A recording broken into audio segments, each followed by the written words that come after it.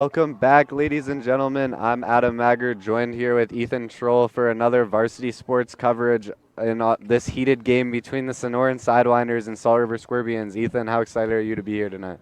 Honestly, I'm pretty excited. I mean, coming out from Goodyear all the way out here, I hope it's been worth the drive because this matchup is supposed to be a pretty good one tonight. Both of these teams coming off of the Sidewinders coming off of a bye week, so this is their first game back from that. And then the week before, they ended up beating the Arizona Christian University Firestorm on a last-second touchdown by number 18 Dylan White. So that was pretty fun to watch. I was at that game, and then for the Scorpions. They've been struggling for a good amount of the season. They came off of a loss last week to the Gila River Hawks. It wasn't a great matchup. I was at that game as well. And comparing these two teams tonight, one's coming in with a chip on their shoulder and one's coming in with momentum. So two different tales going on here. And I feel like tonight is going to be a very physical approach for both of these teams. But there's also going to be projected, and let's hope it's not the case, quite a bit of penalties. Both of these teams are the most penalized teams in JUCO football for this league. Yeah, that should be an interesting thing to watch tonight. It seems like there's been a lot of penalties in pretty much every game so far this year and some fights. So hopefully tonight's a little more calm and tame and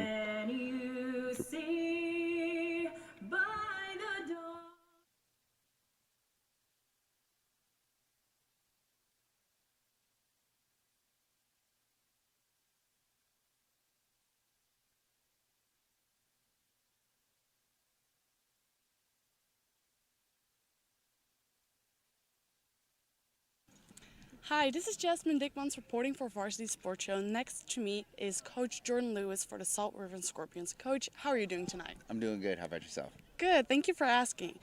Last week you talked with my colleague about wanting to be good on the physicality and reducing all the penalties. How are you looking to build on that foot this week, and what do you hope to see tonight for that? Just get 1% better at that. I think that's going to be one of our issues that we're going to struggle with is, trying to take what we learned from last week over to this week and not necessarily allow the bad habits to transition over into another day. And how do you try to focus your boys on that during practice, but also prepare them for a game day like this to focus on the good things? How do you try to do that? Biggest thing I've been pushing this week is to have more fun. Honestly, I know it's a simple concept, but a lot of these kids have been playing football since they're 6 years old, and when you get to this level, sometimes the pressures and the ups and downs of the games will actually, create an intensity that allows them to not think clearly. So the biggest thing is to make sure that they maintain the joy that they had when they were young, and then also understand that they're just going out here to play with their friends, play with their teammates, and the biggest goal is as long as you're on the field doing what you're supposed to be doing, you're going to earn the tape that you need to get to the next level. Great. Thank you so much, Coach. Good luck tonight. Thank you. And this is Jasmine Dickmans reporting for Varsity Sports Show.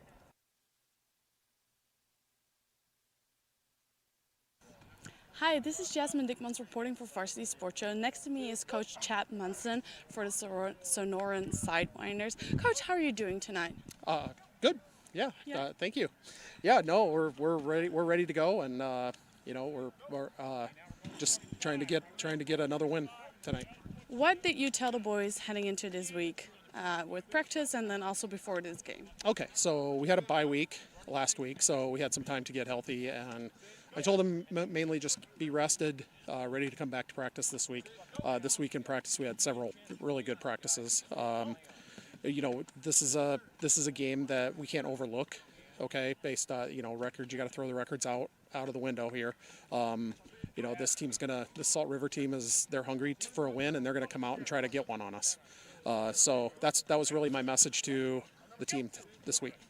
And then I read something about that you're trying to focus on the discipline and the effort, and it's a total effort for everybody. Yeah. On this week, how has your focus been on practice that week, and what do you hope to see tonight? Really, I want to see that total effort from play one to the end of the game, and that's been our standard. We put it in during our summer lifting program. The standard is total effort, and we really kind of preach that. The coaching staff and I preach that this week in practice. That that's what we expect, and that's what your teammates expect out of you, and If they're willing to give it, then you should too. So that's what we did. Great. Thank you, Coach. Good luck to you tonight. This is Jasmine Dickmans reporting for Varsity Sports Show. And we are back. Welcome back, everyone, for this game between the Sonoran Sidewinders and Salt River Scorpions. We want to thank our refs here tonight, Glenn Rathburn, Jared Garduno, Jeff Vance, Chris Black, Kelly Jackson, Gen Osborne, Jay Jacobson, and George Solages. I just want to run through a few keys to the game. For the Sonoran Sidewinders tonight, keys to the game are going to be winning in the trenches. That's going to be important. Got to control the line of scrimmage. And also, with that comes limiting big plays. For the Scorpions, start fast. Make sure they keep tempo. That's what they're going to want to look for. And as well, forcing turnovers against this more dynamic offense of the Sidewinders. Yeah, when it comes to the Sidewinders, like you just mentioned, I mean, they're getting they're kicking off now. And like you say, start with takeaways. That's how you want to start. I mean, again, the old saying goes, it's not about how you start, it's about how you finish. But if you start off strong and you keep your foot to the pedal, it's going to be a long night for the opposing team. So we'll see how it goes here. That's absolutely right. And off we go. Kickoff fielded around the 10-yard line. Bounces out to the right side. He's going to go 30, 40, 50, makes it to the 55 and then takes a huge hit. But that was a nice run there by number 2 of the Scorpions. That's CJ Williams, the wide receiver.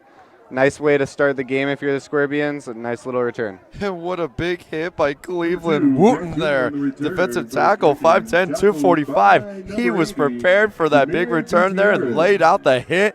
Sparked fire on both sidelines. That's a great way to start this game. And what a great return for the Scorpions to get themselves in opposing territory. That's absolutely right.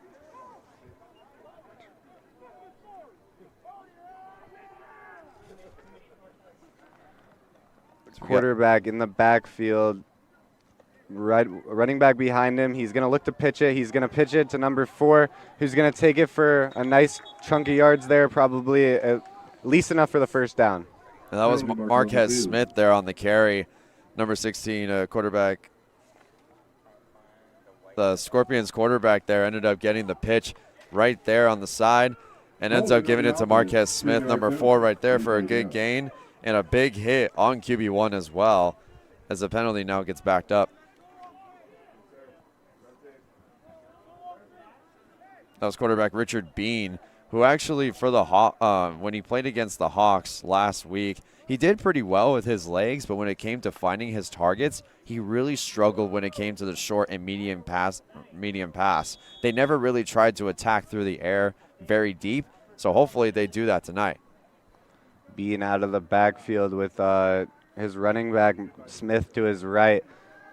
He's going to get it pressured early in the pocket and unable to escape the pressure. That's going to be a sack there for the Sidewinders. That's number 24, Anthony Hernandez. Anthony Hernandez is such a speedy guy. He's been one of my X factors for this JUCO football league, honestly. The fact that he's 6'3", 210 pounds, my gosh. I'm 5'9", and I wish he could just take 2 inches off of his height and give it to me. But honestly, the size that he has is perfect for a linebacker. No, you're absolutely right. Okay, being in the backfield with, once again, Smith to his right. I got one linebacker in the middle here. Here comes the blitz. And there's going to be a penalty. Markers on the field. I'm not sure if it's going to be a false start or an encroachment, but we'll await the ref's call. Well, it seems like the right side of the line moved for the Scorpions, and that's something that they've really struggled with all season is false starts. That's been their biggest problem when it comes to starting off on offense. They continue to back themselves up because of those small mistakes. Yeah, they got to limit those mistakes. Mistakes like that really hurt your drives. Went from 2nd and 13 to now 2nd and 23, so not an ideal situation there. No, it's not. And if you're the offense here, again, attack the middle of the field. That's where the Sidewinders have been a little bit have been giving up the weak zone. Is when it comes to the middle of the field, they play a lot of they do a mix of zone and man. So we'll see what happens here on this 2nd and long.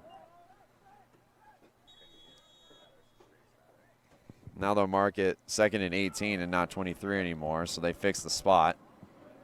Bean in the backfield with Smith behind him. He's going to motion a man that's number 29 to the left.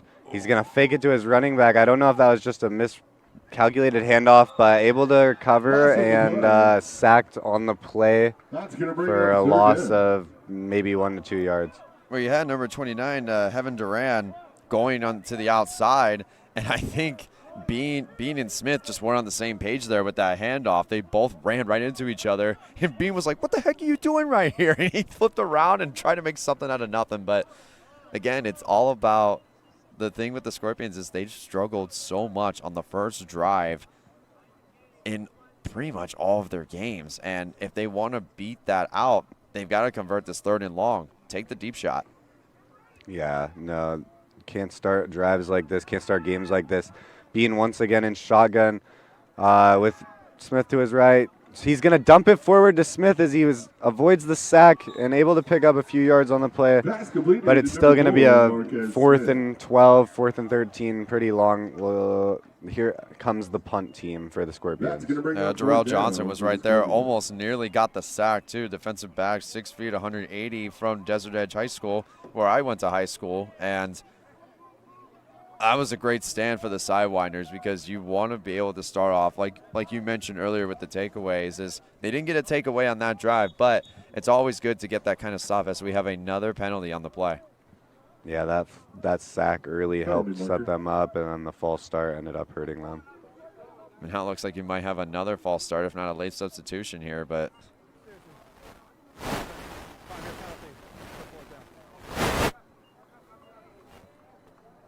illegal substitution on the Scorpions. there you go, illegal substitution. That's now, I believe, already the 3rd or 4th penalty for the Scorpions. And the Scorpions are getting ready, getting set to punt here. They're going to kick it. Fielded at the 10-yard line by the Sidewinders. That's number 2, who's going to bounce it back, make a few moves, but unable to break anything too big, and swarmed by the Scorpions special teams. Number 2, that was C.J. Williams. C.J. Williams has been one of those guys this season that if he might not touch the ball a whole lot, but when he does, he makes the most of it. It wasn't the best return there. He tried to cut up right and then stops to turn into Tyreek Hill and come all the way to the other side of the field, but it's really hard to do that. So, but expect him to get the ball a decent amount tonight because he's so quick with making certain cuts. No, you could absolutely see the flashiness. He definitely has a lot of moves in the bag, so it'll be interesting to see if they try to get him a little more involved tonight. Yeah, when they went up against the Arizona Christian University Firestorm, he made a lot of cuts, and he didn't get the ball a whole lot, but man, I don't know how his ankles aren't broken just from him making his cuts. Out of shotgun, he's going to give it to his running back. That's number 25. That is Torrey Gray, the running back there, making a nice run up there to start the drive with a first down. Torrey Gray right up the middle for the A gap. The hole was right there, and he just busted right through. The linebackers weren't even around him at all, and he just sprinted upfield, and the DBs freaked out because they had to go make the tackle. Not a good start for the Scorpions. In the shotgun, 2 running backs set. He's going to motion a man to his left. He's going to look for that man. That's number 26. That's Julian Ramirez, the running back. Nice little play there. Pickup of no gain, unfortunately. Even then, it's still really nice to see Ramirez get the ball early because he is a very versatile back. You can use him in gun on run plays. You can use him out in motion, and he'll go out for screen passes and quick passes just like we saw there. It's just for him, there's got to be one guy ahead so that way he can get some momentum and follow his blockers. Second down. Darling in the pistol with a running back behind him. The defender jumps off sides, but is able to get back, and then flags fly at the start of the play. We'll see if this is a false start. That was one of the defenders for the Scorpions jumped first when the motion happened, and that's been something else. Again, it's the line of scrimmage that's been not doing too good for the Scorpions is on offense and defense. The defense jumps a lot, and the offense moves too quickly. So they got to find a balance there and get those kinks out of the way. Oh. I guess we're still awaiting a flag. It looks like it's going to be on the offense, though, so I guess they're calling a false start. Okay, so somebody on the offensive line then for the the Sidewinders must have moved just a tap in. That's some good reactivity, though, honestly, for the Scorpions defensive line. Yeah, sorry, folks. Unfortunately, our ref mic is not working the best right now. But Darling out of the pistol once again with his running back in the backfield. He's going to scramble to his right, dump it to his man. That's number 14, Tristan Varga, who makes a nice run up the right side, picks up a good chunk of yards on that play, and Sonoran Sidewinders first down. You know what's crazy is Tristan Varga is really small for a tight end if you think about it. I mean, 6 feet is tall for us, but it's not really too big for tight ends, and he's 195. But right there, the thing about his size that he takes advantage of is his agility. He got that move on the outside, cut up field, and got some even more yards on that. Yeah, that was a good play. Able to use his speed to beat the outside defenders and pick up a nice chunk of yards. Darling in the shotgun with his running back to his left. He's going to motion number 14 to the right side of the line. Snap it. He's going to look, and the ball goes a little awry out of his hands, intended for number 7. That is Kieran Earhart. Yeah, Kieran Earhart is a really talented receiver. He's one of their top targets, and on that pass play, it got deflected by the Scorpions' defensive line and almost into the wrong number 7's hands. Ronald Giletti Jr., he plays for the Scorpions. He plays wide receiver and defensive back. He's one of their two-way players. Darling once again out of the shotgun. He's going to motion number 25, Xavier, to his right. He's going to throw it to him, and he's going to break the first defender and pick up a few yards before going out of bounds. Nice gain there on that first down. Or actually, little tiptoe action. Second down, so setting up like a more manageable third down. Yeah, definitely, and a little tiptoe action there on the sideline. I love seeing that, man. I mean, it's so hard to keep your balance on the boundary marker. It takes a lot of mental focus and a lot of physical strength from the heel to the toe. And it's crazy to me how certain athletes can do that. And that was a great play right there, like you said, from number 25 for the running back. Yeah, Torrey Gray. Once again, Torrey Gray in the backfield. Darling's going to go up into the pistol. 3 wide receiver set to the left. They're going to motion number 14 back to the right side.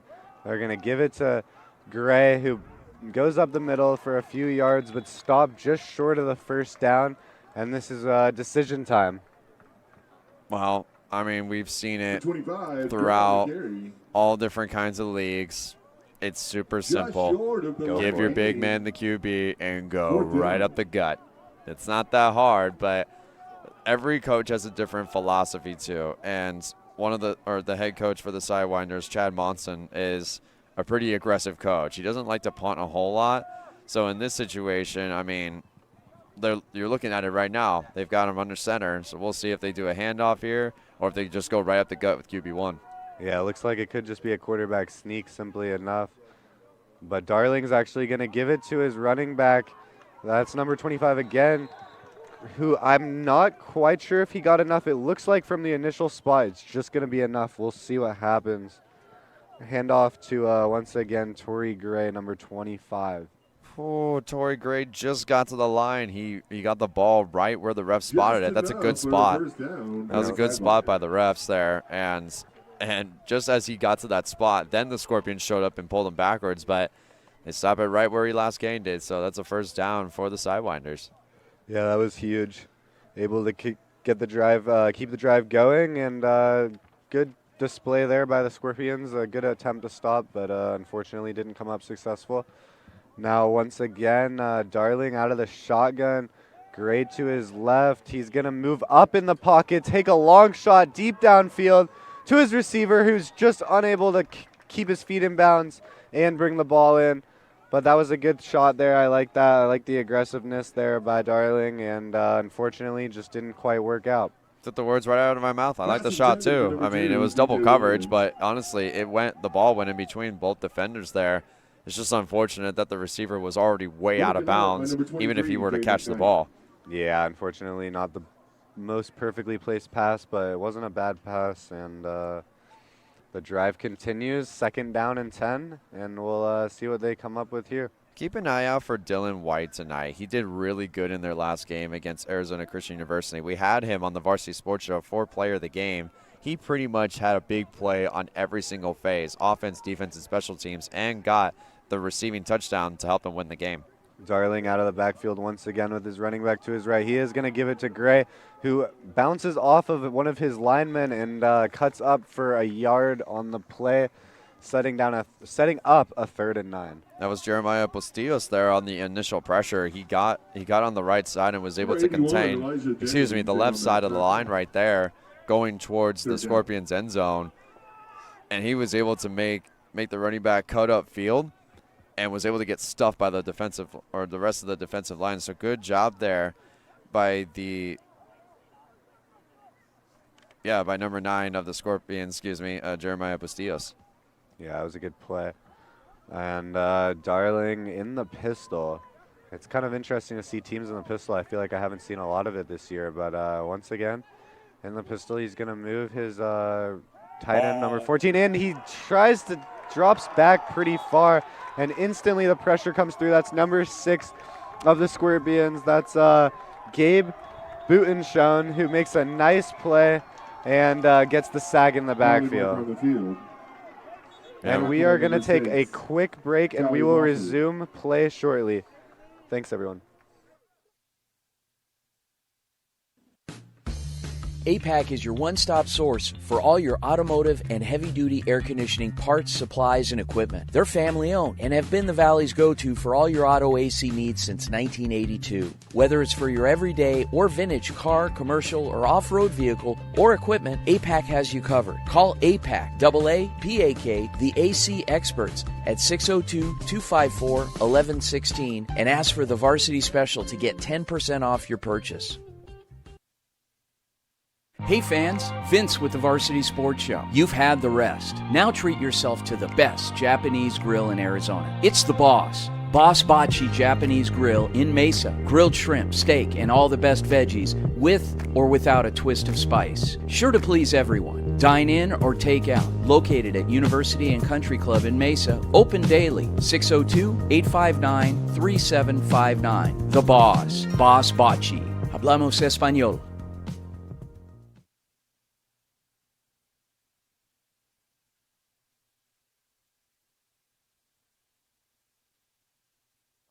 And we are back. Welcome back, everyone.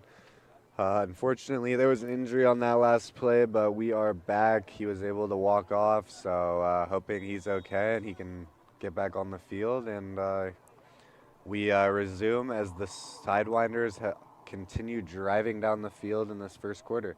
Yeah, that was Braden Darling there, starting quarterback for the Sidewinders. That got body slammed on that last play by Gabe Butenschon, number 6 of the Scorpions there. So let's hope he ends up coming back later in the game. Hal in the backfield. He's going to look for his man. That's Gray on the right side, who breaks the initial tackle. Nice second effort there. Able to pick up a nice chunk of yards there on the first down and set up a 2nd and 4. Good job by Gray for keeping his balance there. He was going to get strapped up right at the laces and ends up using his left arm, pushed him up, got a little extra yards. You got to love your tailbacks fighting for more yards. Yeah, you love that as a coach, seeing your running back fighting for the extra yards. It looked a little Cam Scadaboo-esque, you could say, making sure to get down on 3 and continue fighting and not go down to the ground. Oh, but come on. But Scadaboo could take like 3-4 guys with him. Yeah, he'd definitely I don't think he'd be stopped. But now Howell in the backfield with Gray to his left. He's going to motion Gray to his right. It looks like, and the pressure gets through. Howell's going to take it himself, and he's wrapped up in the backfield, but a flag comes down, so we'll see what the call is. Looks like it's going to be holding on the right tackle there for the Sidewinders, number 70, Peyton Clemens, 6'3", 305, Deer Valley High School. Grew up in Phoenix. I mean, he did a good job, of covering the outside for a little bit and then got beat on his outside shoulder. Personal foul, horse collar against the defense. 15-yard penalty. Perfect. So that's First actually down. very helpful for the Sidewinders, able to get a few free yards after the unfortunate sack there. And once again, they get bailed out by a penalty, and their drive continues. Yeah, and especially for Howell because he's stepping up now considering that Darling is out potentially for the game, if not for a little while. But either way, for him to come in and now get free penalty yards, he's got to work with it. And they've been having him gunslinging already in his first few snaps. Yeah, it's interesting to see that he's already out here throwing. It shows that they have some confidence in him. But Hal in the backfield, 2 running backs set. He's going to give it to Gray up the right side. And Gray's going to avoid the initial tackle, get through, and get all the way to the 1 or 2 yard line. That's a nice run there, able to use his speed to get that outside edge and pick up a nice chunk of yards there. That was a lot of great blocking there. That right side of the line cleared way for Gray, and then Dylan White on the outside ended up getting a chip block and then finished off with the safety block at the 1 yard line. And Gray tried to dive for the end zone, but was just short. But either way, still a great run and a really good drive for the Sidewinders.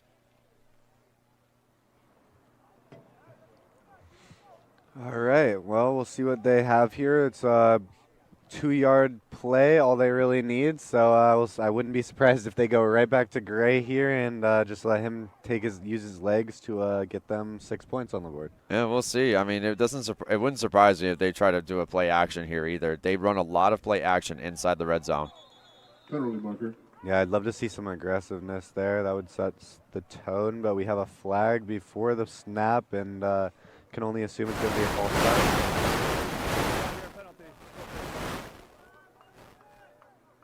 False start on the offense, 5-yard penalty. Replay down.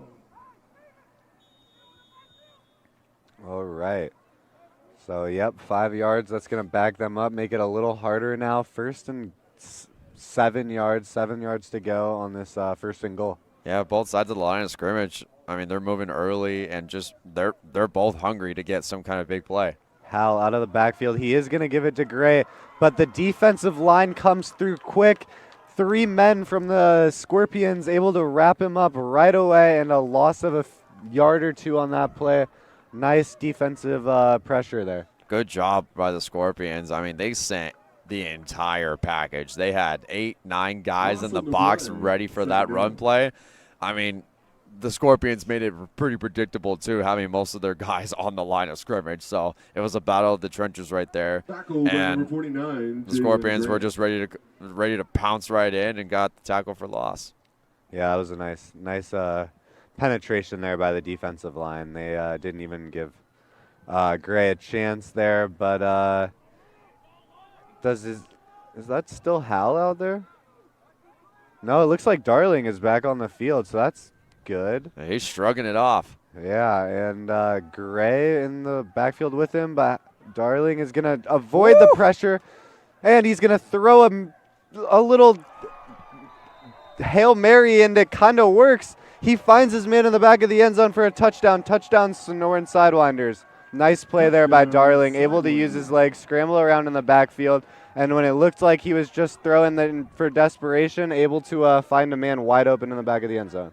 You said it kind of worked. It really worked. And Darling, for him to come back in and make that play after being hurt earlier in the drive, steps up, backs up, moves to us, then just throws to a wide open receiver at the back of the end zone. And I believe that was number 22, Jacoby Gilmore, at the back of the end zone, 5'8", 170, making the catch wide open. And he had to make sure he secured it quickly because he got pounced by 2 Scorpions. What a drive by the Sidewinders. And now Singh for the extra point, and it is good. So the Sidewinders with the early 7-0 lead towards the end of the first quarter, 1:46 to go. I mean, you couldn't have had a better start to this game. I mean, your defense gets the stop that it needed to. And then the Sidewinders come out and have a super long drive. This quarter has gone by so fast already. We have less than 2 minutes to go here in the first quarter, and it feels like we've only been here for 10 minutes.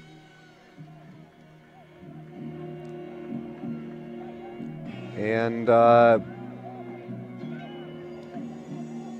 as the Sidewinders get set to kick off, Singh, after knocking in that extra point, will just look to put them in good field position and set up a hard drive here for the Scorpions. And back to return for the Scorpions, it looks like they have number 2 CJ Williams and number 20, or actually, sorry, let me correct that. Number 2 Hayden. No, that can't be right. I'm not quite sure who's back there right now. Either way, it's a good It's skill not a position quarterback, player. yeah. And they're actually going to punt it towards the fullback. And he bounces it out to the 40, to the 50. Nice run there. That was number 6, Gabe. No, number 6, Amari Wright. But we're going to bring it down to a quick sideline report. And here you go. Hi, this is Jacqueline Dicklins reporting for Varsity Sports Show live at Sunny Slope High School, where the Sidewinders just scored a touchdown, which makes the score 7-0. It's been an exciting first quarter so far. Both defenses are good, and on the sidelines, the energies are so high for both teams. So please stay tuned to see what's more, and I'll turn it over to our commentators up there.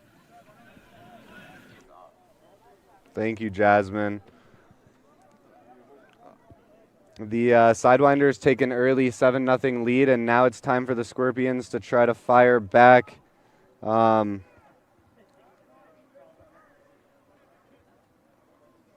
let's see how they respond, because that first drive was not very good for them, and it started off the way it did the week before, and that was sluggish. They tried to get the run game going early, and it just didn't work out too well for them. And now, again, the game just barely started, so you can't get really too desperate here. Yeah, no, absolutely right. And we're going to take a quick break, and we'll rejoin you guys shortly.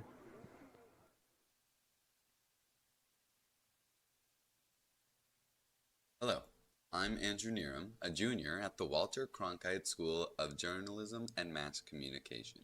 I'm excited to show the Varsity Sports Show everything that I can offer on any side of production as I express my love for this business throughout the fall of 2025.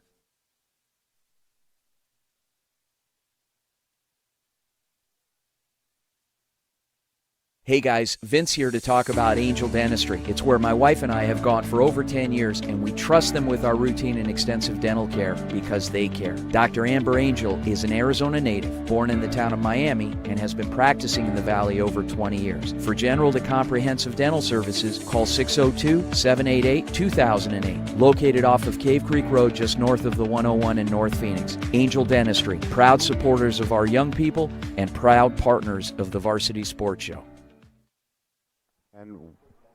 And welcome back for Varsity Sports Show coverage of this matchup between the Scorpions and the Sidewinders. The Sidewinders scored early, and the Scorpions, after a tough first drive, will look to get a little bit more momentum on this drive. Being in the backfield with running back to it behind him, he's going to take it himself and able to pick up a few yards on the play and set up a 2nd and 9. Another miscommunication right there. Bean ended up looking to his left, and there was nobody there to hand the ball off to, so he had to scramble forward there.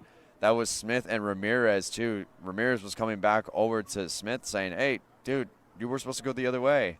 And he was like, oh, yeah, that's my bad. So that's the second time that's happened tonight, though. And they can't be making those mistakes. Being in the backfield, looking to throw, but the pressure gets through early, and that's enough to force a sack. Nice play there by the Sidewinders defense, who are really setting a tone early. Good defense so far tonight, and they come up with a sack there on that 2nd and 9, setting up a 3rd and 15, and this is not where the Scorpions want to be right now. Not at all, and that was Amari Wright and Logan Gardea there for the edge rushers on the sack right there. Great pressure overall. Bean in the backfield with Smith to his left.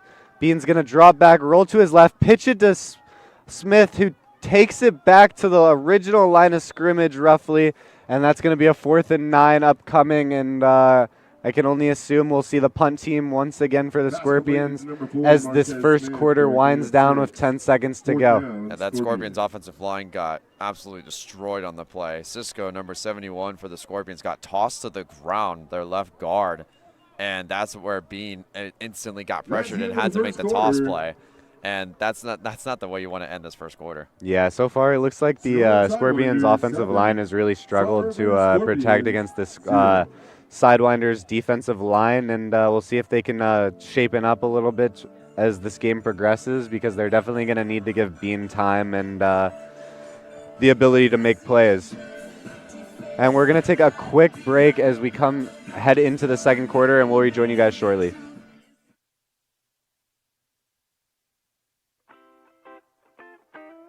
The Angry Crab Shack in Tempe, with an experience so good it remains indescribable, with something for every seafood lover. Try one of their amazing custom seafood boils, sandwiches, appetizers, and salads. Angry Crab Shack Tempe is located east of I-10 on Warner Road, 480-674-3847. The Angry Crab Shack in Tempe. Come ready to eat.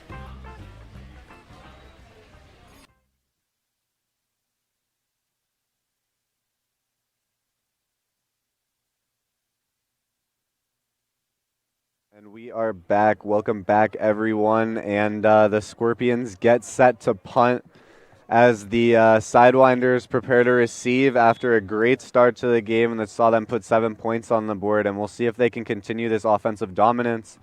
The punt is off. It's a good punt. It's going to drive them all the way back to around the 5-yard line. It's fielded by the Sidewinders, who bring it up a few yards and then are hit late, so that's going to draw a flag. The returner there was I can't quite tell. It looks like it was number 87. That is Jaden Vigi. Nice return there, and the late hit there is going to add a few more yards to that return, so that'll be decent field position. I mean, I was surprised he even returned it right there, because if he gave that ball one more bounce, it could have bounced to the back of the end zone. But again, the Scorpions with their penalties, they've been struggling with playing clean football, and there it was right there. You and I just saw it right there on the sideline. Boom, lay hit, immediate flag right in front of the ref there. And also give credit to the punter, though. Number 17, Diego Cardenas, punter, 5'11", 150-51 from Flagstaff High School. It was like a missile. He booted that ball, and it spiraled, not upwards, but like a missile coming down towards the ground there. I love those kind of punts. In golf, cool I think they'd call that a piss missile. Just a they straight power drive. My goodness. And it paid off, but unfortunately, the lack of discipline there at the end of the play ends up costing them an extra 15 yards, and now the Sidewinders find themselves in good position, set up at the 31. And quarterback Darling in the backfield after coming back from injury. He's going to give it to his running back. That's number 32, Michael Anthony, who gets his first touch of the game, I believe, and picks up a good chunk of yards, setting up a more manageable 2nd and 7. It's nice to see the Sonoran Sidewinders use multiple running backs. And like you mentioned right there, that was number 32, Michael Anthony, there on the carry. 5'10", 180 from Cortez High School in Arizona. Grew up in Gilbert. And if he continues to keep running like that with those small cuts, he's going to have a pretty good night. Darling once again in the backfield. He's going to motion his receiver to the right. He's going to pitch it back again to his running back, who's has a wide open hole on the left and ends up taking advantage and picking up a nice chunk of yards for a first down and more. That was once again Michael Anthony, the running back, who gets the ball back-to-back plays and proves why they're giving him the ball. Well, that's his second carry, and right on cue for the positive karma when it comes to being an announcer is that right there. Just said it. Give him the ball. If he continues to make those small cuts, he'll do better. And there you go. He just did it again. He made a small cut to the outside and broke free right there for another big gain. Yeah, there was a huge opening up that left side. Able to recognize that and just take advantage, pick up a nice chunk of yards, and set his team up once again in a nice, momentous position. And Darling in the backfield, he is going to give it to him once again. But this time the defense is all over it for the Scorpions as like 4 or 5 men fly through and bring down Anthony in the backfield for a loss of a yard or 2 there on that first down. That was actually Nico Hernandez there, number 34 on the carry. They switched him out. Oh, really? Yeah, they switched him out real quick. So the Sidewinders are really using a lot of different backs. That's now the 4th different running back that's gotten a carry tonight. But right there, the O-line just didn't show up, and the Scorpions defense on the edge swarmed right in and stung them with their poison. At least the Sidewinders here have a little bit more time to call the right play, but this is where you want to set up play action now. Yeah, I would love to see a play action. A lot of run-heavy plays, so a little fake might get them and open up a shot downfield. And Darling is going to throw this time.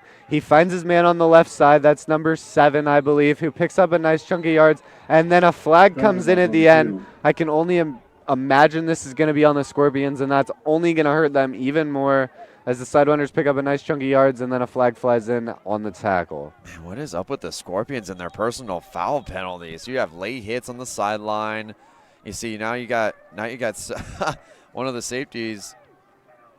Yeah, one of the safeties, number 7, Ronald Giletti Jr., just clapping it up. And then this is what they do, though. They come into these games with a nasty, aggressive approach, and they want to get underneath their skin, and that's what. I mean, honestly, these are two kings of the desert. You got the Sidewinders, which is a form of a snake, and you have Scorpions. They get underneath people's skins all the time, and the Scorpions are really known for it. It's definitely an aspect of football, and I understand trying to make your the defenders and the players you're against fear for you a little bit, but when you're making costly penalties like that for no necessary reason, I can only imagine the coaches gonna be a little upset with how with what they're doing. They gotta lock in a little bit and get their discipline up. Yeah, and don't get me wrong. I mean, as a defense, you want to get your squad fired up. You want that energy really high, especially when you're down, even though it's only 7-0. But there's a right way to do it. Make a clean hit to the chest. Go down low and do a barrel roll, gator roll, wrap them up. You know, there's different things that you can do to add that energy to your team, but.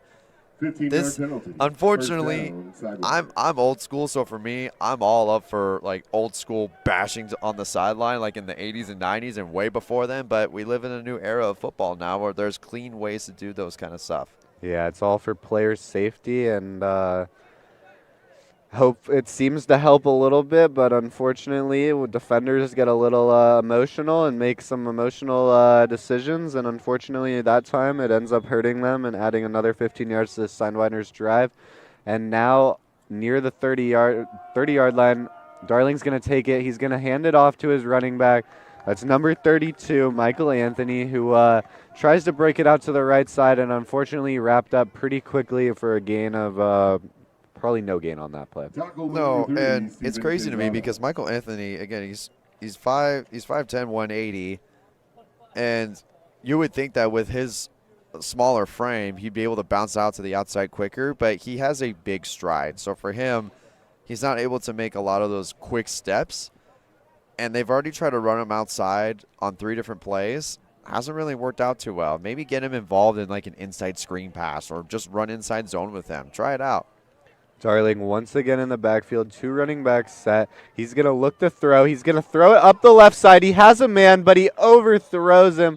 Intended for number 12, I believe. That is Adam Sheriff, I believe. I am struggling to read their numbers, so I'm sorry if I was incorrect on that, folks. Well, that was Dylan White there on the initial target. Okay. He usually wears a pink sleeve. He's been wearing a pink sleeve consistently throughout this month, especially considering it's Breast Cancer Awareness Month.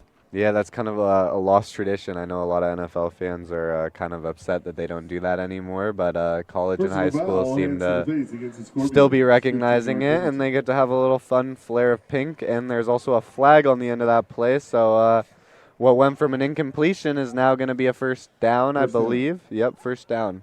Again, I like the shots of Dylan White, though. He had the one-on-one coverage on the outside and beat him right at the end of the route. It was just a little too much power, 5 to 7 yards. Well, that's not a little. That's quite a bit over Dylan White there. But either way, still better to overthrow your target instead of underthrown because it's going to get picked off. No, you're absolutely right. I like that shot. It was a smart play, and you got to take shots every once in a while. Unfortunately, just unable to connect, but pick up the first down anyway on a penalty, and the Sidewinders drive once again continues moving. Penalties have played in their favor heavily so far, but Darling in the backfield. He's going to give it to his man Anthony again, who tries to go up the left side of the line, but unfortunately for him, the Scorpions defense was all over that and bring him down right away for roughly no gain on that play. Yeah, for Salt River's approach, they consistently bring 5 guys to the line and usually send an extra man in because that's their mindset. They're aggressive and they're nasty. Like, that's just who they are. And they've established that mindset throughout this season, and they're showing it again tonight. And in order to slow down the run game, they got carved up on their first drive, and now they're sending even more pressure to shut that down and make the Sidewinders go one-dimensional. No, absolutely. I think that's got to be the move. You've got to what's worked so far for the Sidewinders is the run. If you're the defense, you've got to force them to throw, make a bad decision, and see if you can come down with a turnover. And Darling is going to throw. He has a man wide open. That's number 7, who's going to bounce back and get into the end zone. That was a nice play. I was a little nervous when he started running backwards, but able to find a hole and take it up the middle and put the ball in the end zone once again for the Sidewinders, who are going to take a little bit more of a commanding lead. Pending this field goal, they'll be up 14, or pending this extra point. It was a simple route for Kieran and Earhart there, number 7 for the Sidewinders. He just did a little curl, got the ball, and just did the run after catch there. I mean, they gave him a bunch of room, and he just took advantage of it. So now that puts the Sidewinders up 13 to 0 so far. And we were just talking about the Scorpions being so aggressive on defense for blitzing, but then they forgot about their defensive backs. Instead of pressing them, they just gave them so much room and had them play cloud coverage. Back to kick it is Singh, who gets the ball up, and it looks like it is good, and that it is. And the Sidewinders are going to take a 14-0 early lead on the Scorpions, and this is when games are decided. The Scorpions have struggled so far. I don't even think they've had a first down yet on a drive, so this is where they need to step up, maybe make a few plays, get the ball in the end zone, or at least close enough to get some points on the board, and don't let this game get out of hand too quickly. Their first downs have been by the penalties of the Scorpions, or excuse me, by the Sidewinders.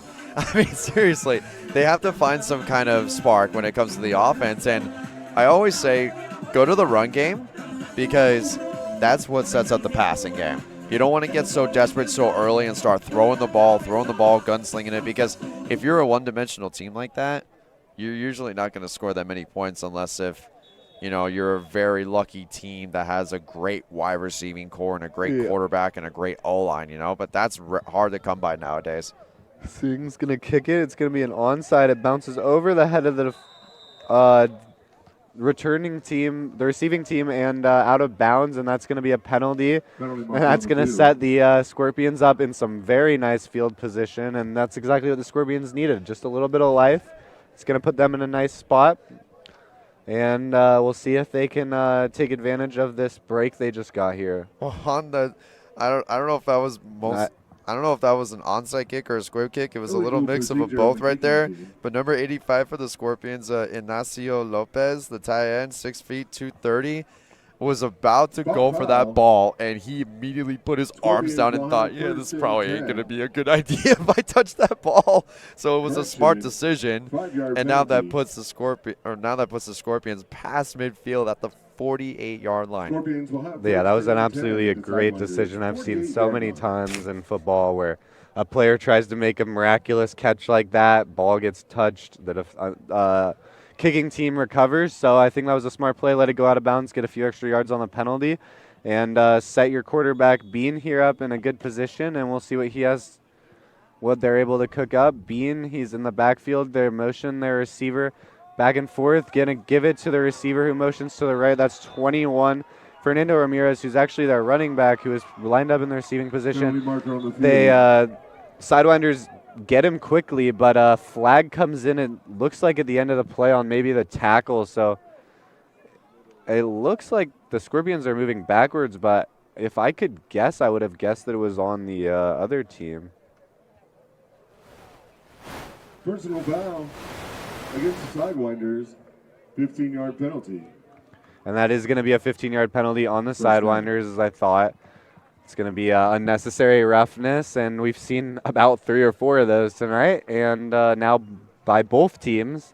And that's just lack of discipline that unfortunately is going to hurt their team a little bit, and this is exactly, once again, the momentum that the Scorpions need to maybe get something going. And Bean in the backfield once again with his running back to his left. Slot receivers are wide open right here in this coverage. That's Marquez Smith to his right. Bean's gonna look to throw. He's gonna throw to a short little hook route and finds his receiver, but only picks up a yard or 2 on that play. So it's gonna be a 2nd and 8, 2nd and 9 roughly. That was a great disguised coverage overall by the Scorpions. They had 5 defensive backs way up high, but the linebackers went out to the outside to make sure those slot receivers were contained. And I want to go back to that last play on the sack there that turned into a personal foul. That was by number 42, A.S. Ortiz, and Cameron Jones, number 99, who actually threw the running back down way after the penalty there. They don't want to become the Scorpions and start having all these personal foul penalties. Otherwise, they're going to lose their lead. Bean once again in the backfield. Smith lined up behind him. They're going to try to do a jet sweep to their wide receiver number 88, but they fumble the handoff, and very lucky to retain possession as their offensive lineman makes a quick decision and is able to jump on top of the ball and breathe a sigh of relief, I guess, for the Scorpions, who finally had something going and then almost gave it right back to the Sidewinders, who have just been dominant tonight. Yeah, no doubt about it. Elijah Jennings there on the handoff. It went right into his hands and it just bounced right out. That's going to happen every so often, but if you want a starting position and you consistently be on the field, you've got to be able to do the basic duties and hang on to that ball and not cause a turnover. They got lucky there. Yeah, Bean once again in the backfield. Smith to his left. He's going to take it. He's going to roll to his right. He looks like he might run with it. He decides to throw it to his receiver, number 88, at the very end of the play. That was Elijah Jennings, and unfortunately, he kind of sent a missile at his receiver, and his receiver was unable to come down with it. Not a bad throw, just I don't think his receiver was expecting that much spice, and it came in a little spicy. That was Jennings' second opportunity to get the ball, and his hands turned into bricks. Yeah. They turned into bricks. They had the handoff on the reverse, or jet sweep, excuse me, and he drops the ball. Then he has the open chance right there to get a first down or a gain of 8 right there, and drops the ball, and it almost got intercepted. So now he's back out there again. Let's see if he gets targeted again, but we'll see who makes the play. Yeah, I'm sure he wants that one back. Bean in the backfield. Smith to his right. It looks like we may have a encroachment, but we'll see what they call. I'm not sure if the offensive lineman jumped, but it looked like he jumped as a result of the defense moving. So I believe that was the right. Yeah, that was the right guard. I believe that jumped a little early because all the Sidewinders pointed right at him, and he looked right down at his ankles and went, "Ah, crap."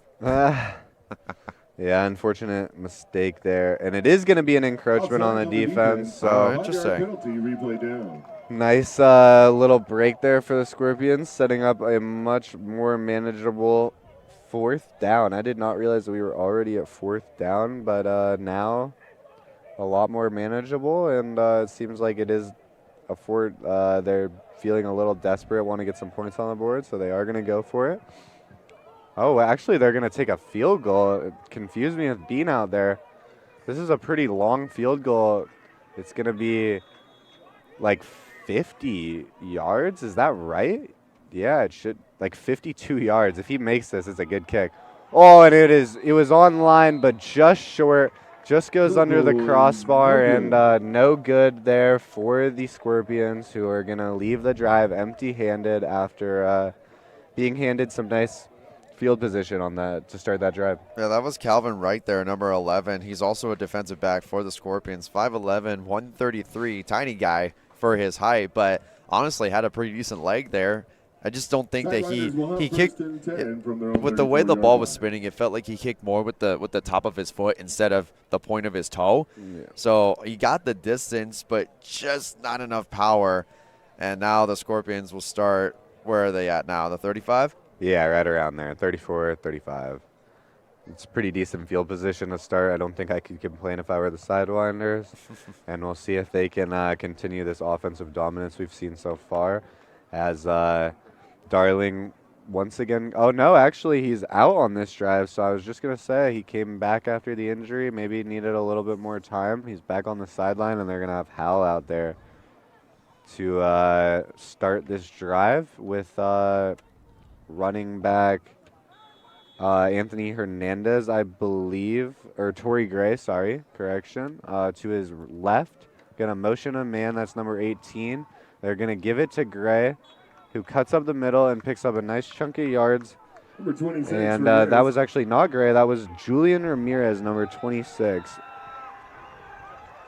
Penalty marker on the field. But a flag flies in at the end, so we'll wait to see what this is. Oh, the energy is really high between these teams right now. Any personal foul penalty that comes out, one of these sidelines explodes. And going back to that last play there, I mean, having Howell and Darling switch off every so often is really nice to see. That's how the Sidewinders like to run their QBs, is have one in there for a little while, then swap out the other, and then go back and forth for a little while. And then if they have a comfortable lead, they put their third-string guy in, just so that way he's able to get reps and everybody's able to go out there and command the offense. That ball, personal foul against the Scorpions. 15-yard penalty, first down. 15-yard penalty. It's going to be a 15-yard penalty there for the Sidewinders. That's going to give them 15. And once again, Scorpions give up a little error there. Another flag comes in against them, and Hal gets a few extra yards added to that play, which was already a good run. And Hal in the backfield all by himself. Going to look to throw, steps up into the pocket. He's going to take a shot downfield to his man, who makes a great catch around the 10-yard line.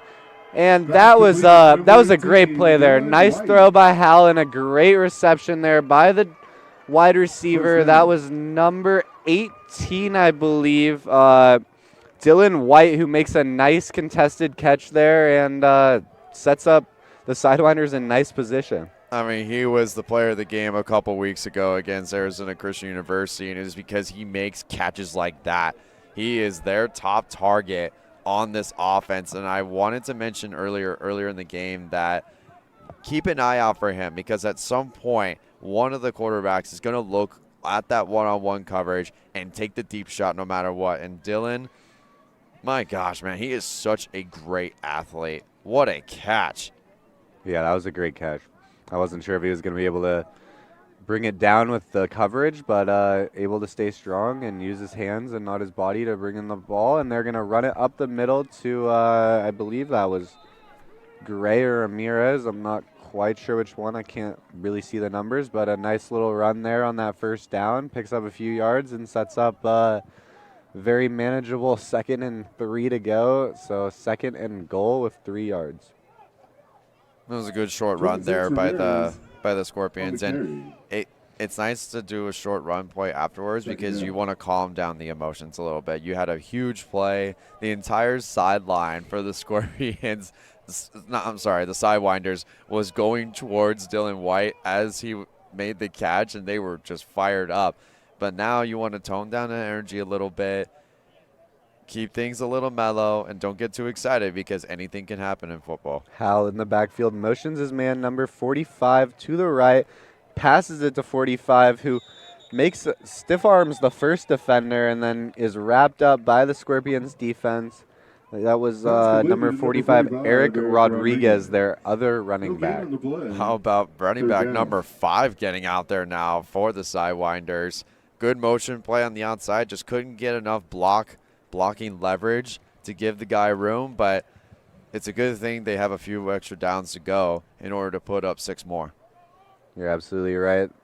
2 more, 3 more downs, so plenty of time for the Sidewinders to put this ball in the end zone and take a very commanding lead in this first half. Howell in the backfield, 2 running backs set. Let's see if he motions one. He isn't. He's going to drop back, look to throw, look up the right side. He targets number 4, who almost comes down with it. I believe it hit the ground. It was a good effort there, targeting Aiden Sullivan, the wide receiver. Yeah, good one-on-one coverage overall, and he almost made the catch, just dropped it near the end, and looks like the refs are going to call the defensive penalty here. It's either holding or pass interference. Either way, it's going to go in the Sidewinders' favor, and they're going to get a little extra yards here. Pass interference on the defense. Half the distance to the goal. First down. And that is going to be a pass interference on the defense. So that's going to give them a first down, I believe. And I don't think you could ask for more if you're the Sidewinders, and you get another 4 downs to get the ball 1 yard. So it should be pretty simple. I assume we'll just see a run play here, maybe a quick screen pass, and we'll see if they can get another 6 points on the board. Well, they're going back into that bunch formation on the right side, and they called a run play last time, so they're probably going to run it right on the right. And that's exactly what they're going to do. They're going to give it to their running back, who's met early by the Scorpions' defensive line. Good pressure there, good penetration by the defensive line, able to wrap up the running back in the backfield for a gain of no yards, and Tackled by number 6. good initial stop there for the Scorpions defense. Yeah, they try to go back to Ramirez, and, well, instead of running right, they try to run a counter on the left side, and it was good at first, but then that shoestring tackle happened there, and I believe they're now down at the 3 or 2 yard line either way. I mean, I know every yard makes a difference in the game of football, but with the way the Sidewinders offense has been able to move tonight, it wouldn't be surprising if they just punched it right out the gut again. Yeah, I mean, if I were the coach, I'd probably call 3 running plays back to back to back. That's how Monson runs, man. He loves to pound the rock when it works. If it ain't broke, don't fix it. But timeout, I believe, is going to happen right before this snap. So with 4 minutes and 20 seconds left in the second quarter, we are going to head to a quick break, and we will join you guys shortly.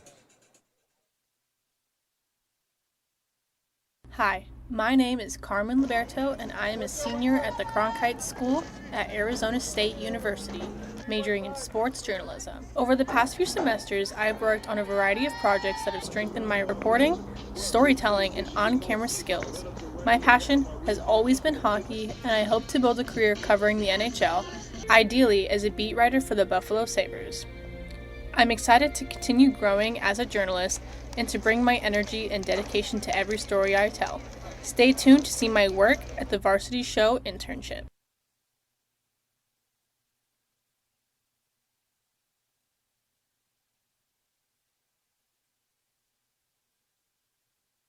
And we are back. Welcome back, everyone, as the Sidewinders get set on the 2 yard line as they look to take a commanding 20-0 lead. Howell has been the quarterback for this drive, and he stays the quarterback. They're going to fake it, the handoff. Howell's going to roll to his right, and pressured by number 23. Howell decides to take it himself, bodies a defender, but loses a yard maybe on the play. And unfortunately there, the Sidewinders unable to put it in the end zone, bringing up a 3rd down. Good defense here by the Scorpions, not allowing the Sidewinders to get it into the end zone, not making it easy. No, they're not. And how about William Howell there? 6'5", 210 frame, trying to truck 2 linebackers at once. And actually, it's very surprising because he barely bounced back, too.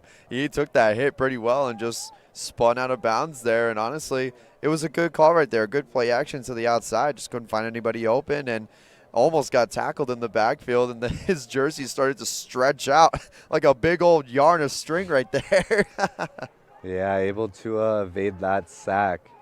And Hal in the backfield. Wouldn't be surprised if they throw it here. They are going to hand it off, though, to number 28. That's well, that was the 26. 26, Julian Ramirez. Ramirez on the carry.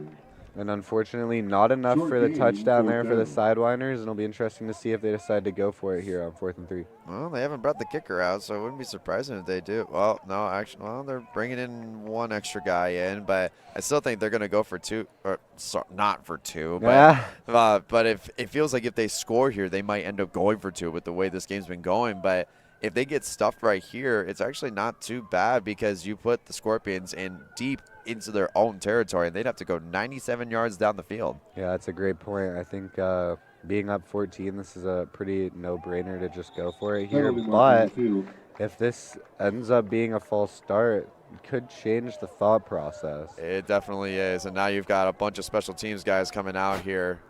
False start in the offense. Offense 5-yard number penalty. 72. 5-yard penalty. Down. Still 4th down. And that is going to be a false start, and it looks like they are going to bring in the kicking team. Is that correct? Yeah, definitely. I mean, they had the opportunity. They were going to go for it right there, but because of the false start, they just going to take the points. And honestly, going up 17-0 just before halftime is It's not bad. It's awesome. Yeah, it's 3 scores, really. So can't really be mad going into half up 3 scores, and we'll see if they can get this field goal to go. It looks like it's going to be roughly 20-something yards. Yeah, Jameer Gutierrez out there for the field goal attempt. And it is up, and it looks like it is no good. Field goal. Wow, is no and good. that is a huge break there for the Scorpions. Great defense throughout that little stand there on the goal line, and Scorpions end up walking away with no harm done. Yeah, I'm surprised that kick went wide right because that's where the pressure came from was that right side. He kicked it about three yards to the right away from the field goal post, and you would think with the pressure coming on your dominant side, you would kick it more inward, but instead for Gutierrez, it went the complete opposite way, and now that was another great drive by the Sidewinders, but you come up with no points. No, you're absolutely right. Unfortunate for the Sidewinders there. A nice drive that ends with no points on the board, but you did put the Scorpions in a kind of tough position, backed up to their own 20, so we'll see what the Sonoran Sidewinders defense has in store. They've been pretty good so far. As long as the defense doesn't make any dumb mistakes and penalties, they should be able to hold it out here. But if you're the Scorpions, again, this is a little momentum for you. Like, okay, missed field goal. Okay, let's see if we can go respond.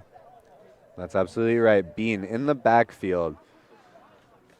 Gonna give it to his running back. That's number 4, Smith, who's wrapped up instantly by the defensive line that gets pressure right away. And that's going to be a loss of a few yards. Number 4, Marquez Smith on the carry.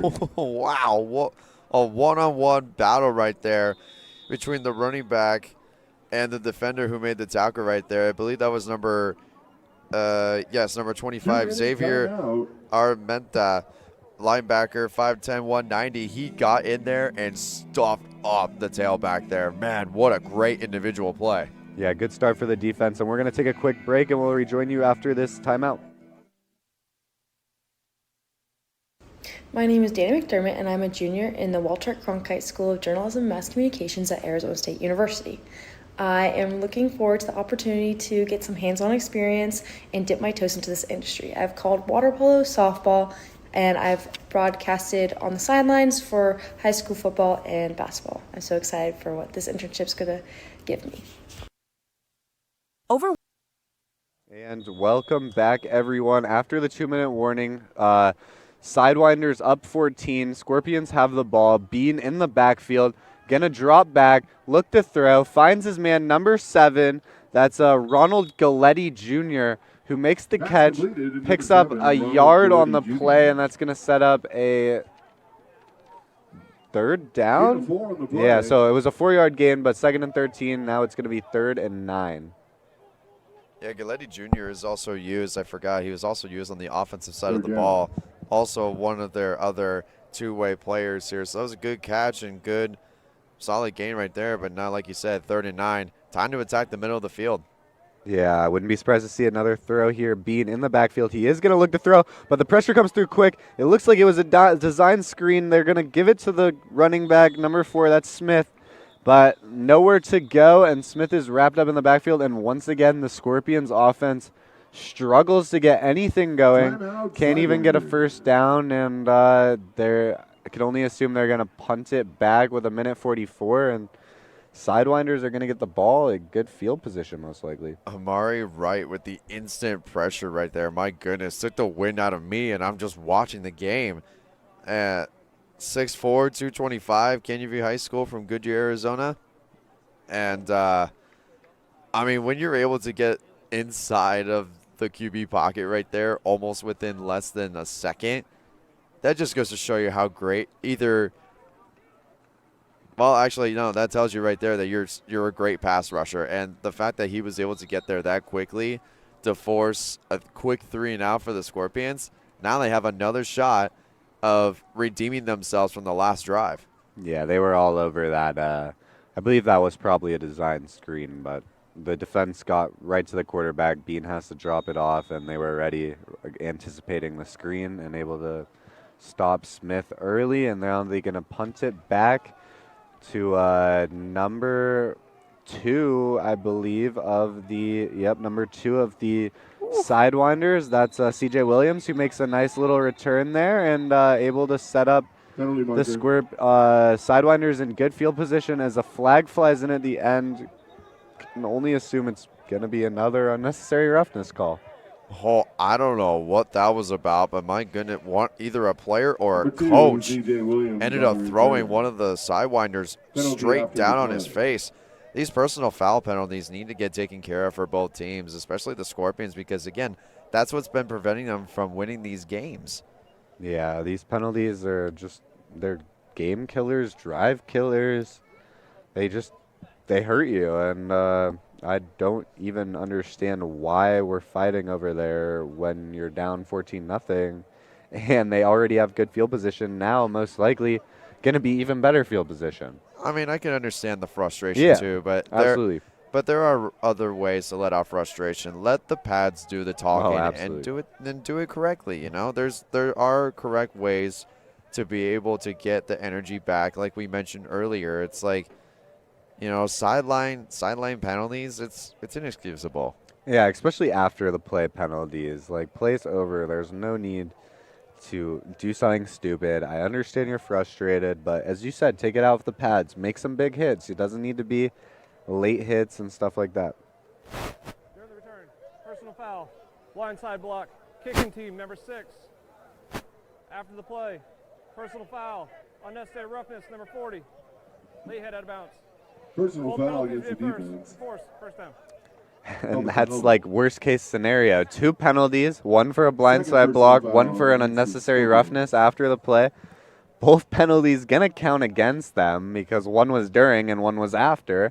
So now the Sidewinders, who are already going to get the ball in good field position, are going to get the ball in even better field position. I'm not even quite sure where yet, but I would guess around the 35-yard line, and that is not what you want to see as the Scorpions. Well, either way, they have the opportunity to get points on this drive. Like, now the ref is there's so many penalty yards that he's jogging down the field to place the spot of the ball, and now they're already in field goal range for Gutierrez. So this is also a chance for him to redeem himself from that close field goal. But if they do go for a field goal at any point, they have that offensive line and tight ends on the outside need to be able to keep their blocks up. That was a 30-yard penalty there. 2 penalties combined for 30 yards, 15 yards on each. It takes it from starting at the 50 to starting at the 20. So that's a huge difference. And now we'll see if the Sidewinders can capitalize after those penalties and get the ball into the end zone before the end of this first half with 1:30 roughly to go. And once again, we're going to see Darling in the backfield, Here comes the blitz. rejoins. And, wow, good play there by number 6, who is able to bat it down. Second down. Gabe Butenschone, once again, he's been a good defensive playmaker for the Scorpions, and that was a good batted pass there. Saw the QB try to throw the ball, got up, batted it down, almost intercepted by the other edge rusher on the other side.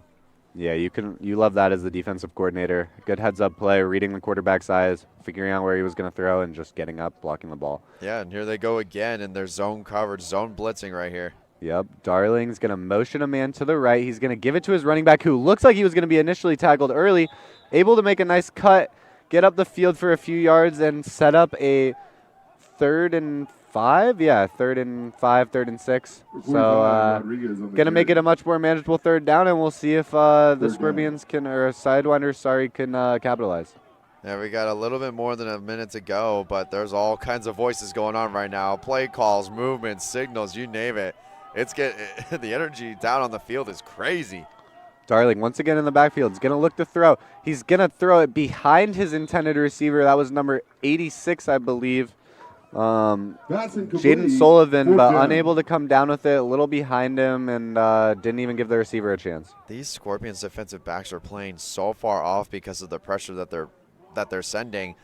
And, I mean, again, it's very common when it comes to blitzes like that to have your DBs back, but they're putting them back between 10 to 12 yards. They're giving their receivers, the opposing receivers, a ton of room to work with. And they were open right there on the play, but just couldn't connect right there. Yeah, unable to connect there, little behind his receiver. Unfortunate mistake there, and it looks like they might be bringing on the punt team. It looked initially like they were maybe going to go for it, but Coach wants to talk about it a little more, and they're going to take a timeout. Timeout, Sidewinders. And we're going to take a timeout, and we'll rejoin you guys shortly.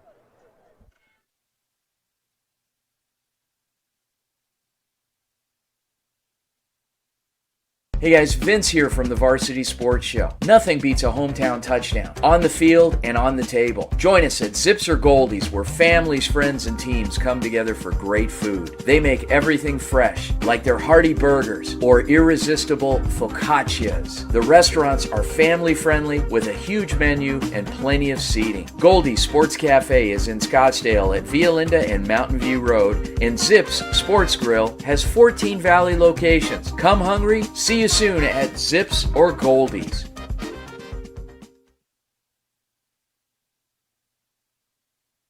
All right, and welcome back. After the timeout, the Sidewinders retake the field, 4th and 7.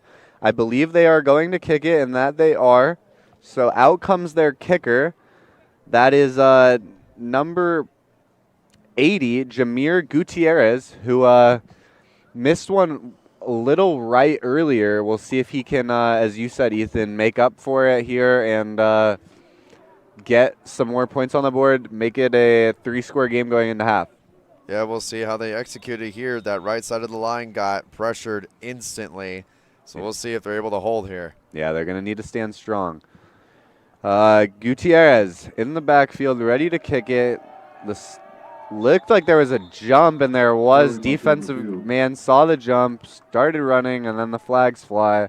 I can only imagine this is probably going to be a false start, so a little break there for the Scorpions, make it a little bit harder on Gutierrez. And that ruins the momentum for Gutierrez, too, no matter if it goes one way or the other, because he was ready to nail that kick right down the middle, but now he's thrown off and might be thinking to himself, do I need to change my kicking motion? Should I kick this way? Should I kick that way now?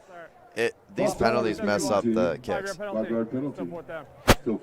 And that is going to be a false start on the Sidewinders. Number 71, Dylan Escalante, jumps off sides, and that's going to move him back 5 yards.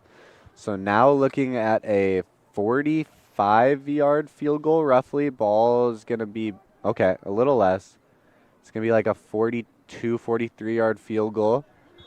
We'll see. This is a long one, but I think it's definitely in his arsenal. We'll see if he can knock it down. Yeah, I think Gutierrez has enough power to make this kick for sure. It's just accuracy he's got to nail. Yes, absolutely.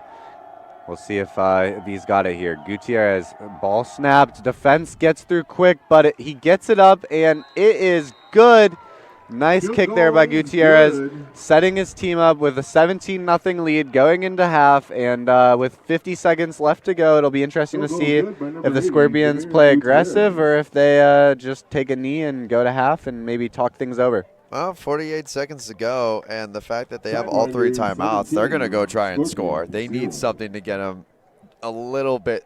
They need some kind of spark or something to just trigger them in a different way to come back into the second half and fight harder. Because if they go into the half with 0 points, I mean, they're going to be like, guys, we're not playing the kind of football that we're known for. We need to play better than this. Yeah, I agree. I would love to see them play a little aggressive here. If they can get a good return, which it'll be interesting to see if they give them the opportunity to even return this ball, if they just kick it to the back of the end zone.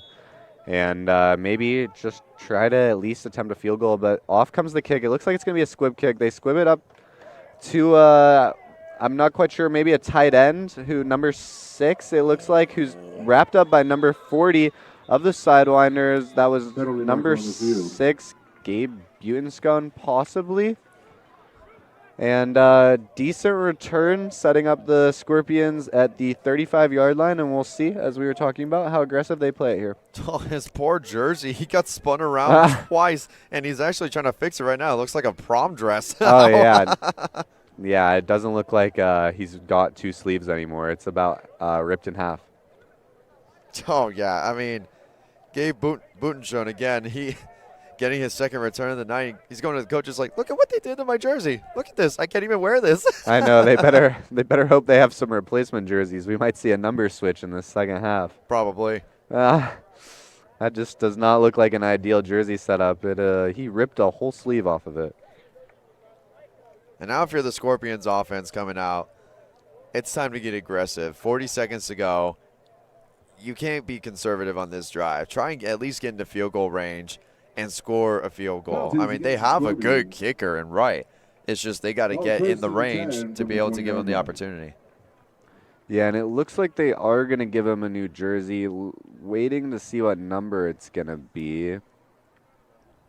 But as we wait for that, we're going to have Bean in the backfield.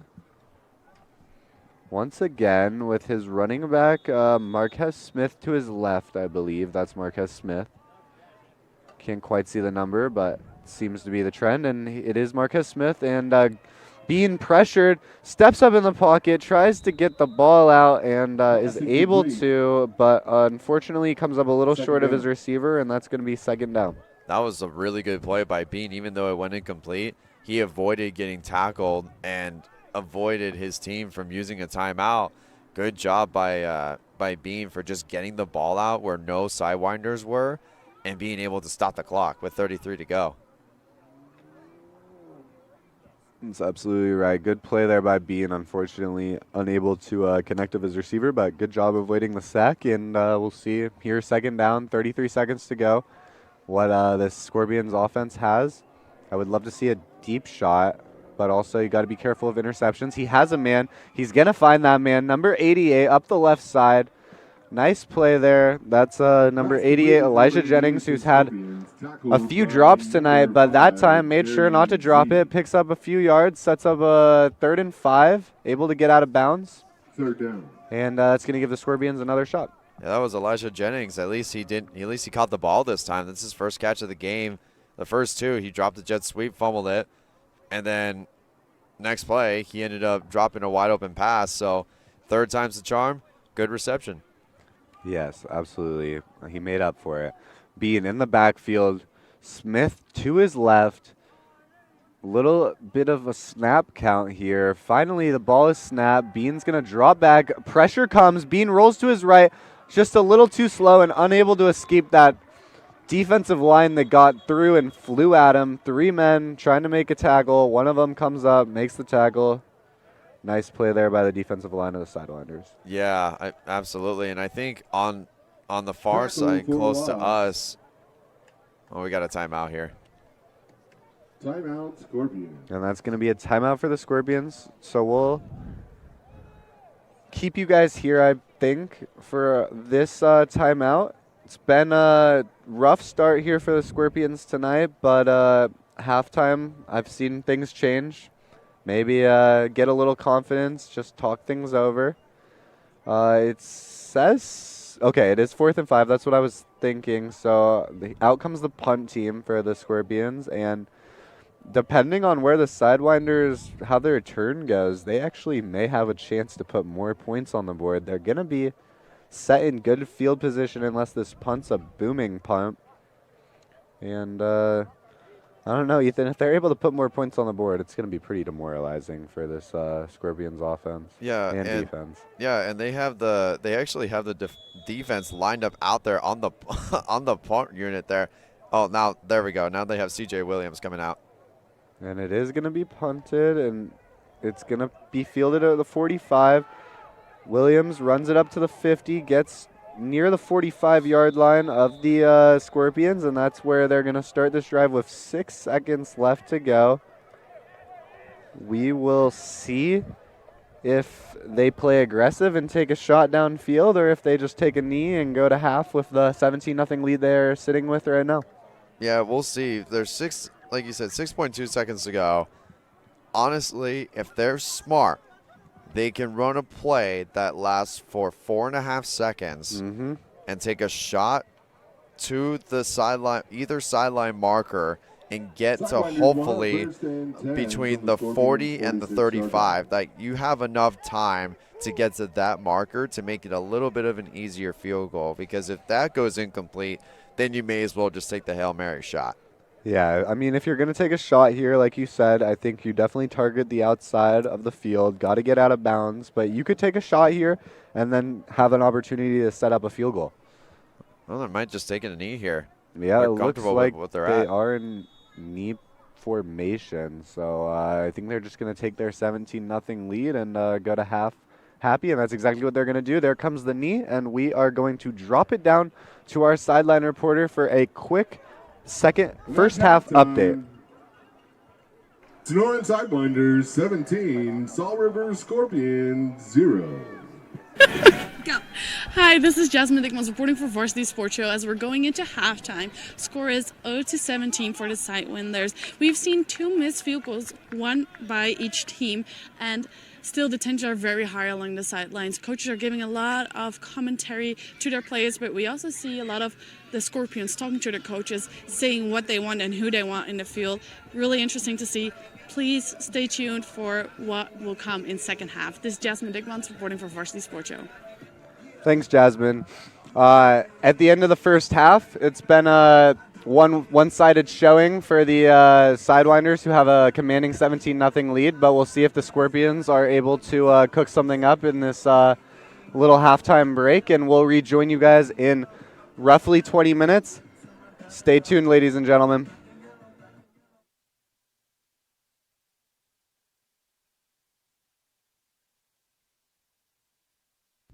Hi everyone, this is Patrick Cohen with Varsity Sports Radio, bringing you the best that sports has to offer. This week, I'll be doing a recap of the Arizona-Houston football game this past Saturday. Unfortunately, it was another tough loss for the Arizona Wildcats. Just like with their loss at BYU, the Wildcats lost to the Cougars 31-28 on a last-minute field goal by the Houston Cougars.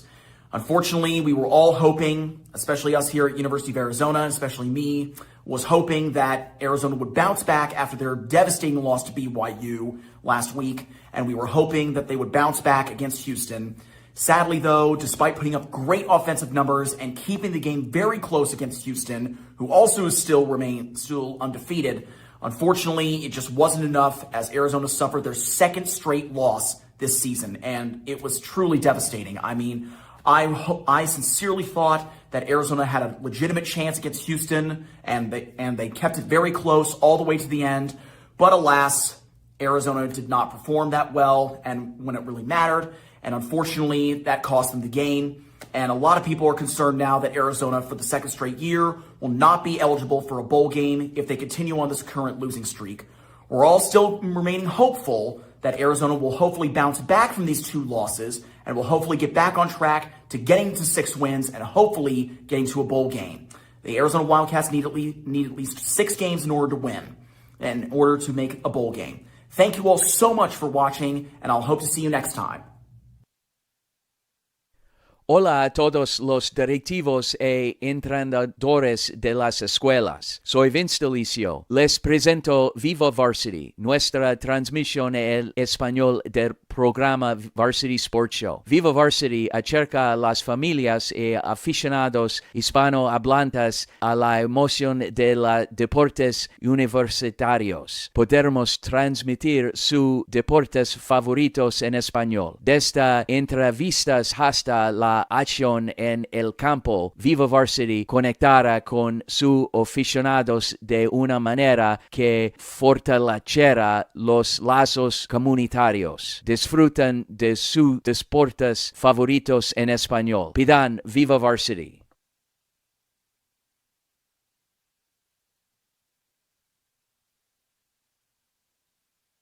Hi everyone, I'm Abigail Hardy, a Cronkite student with the Varsity Sports Show this fall semester. I know football season is almost over, but I thought I would do a little tutorial on what the revs and the white hats mean when they're pulling those penalty flags. I'm only going to share a couple. There are multiple, but I'm getting my resources from the NFJS football regulations. Timeout. Up here and out. Here, out. Timeout. False start. False start. Delay of game. Delay of game. Encroachment. Encroachment. Personal foul. Personal foul.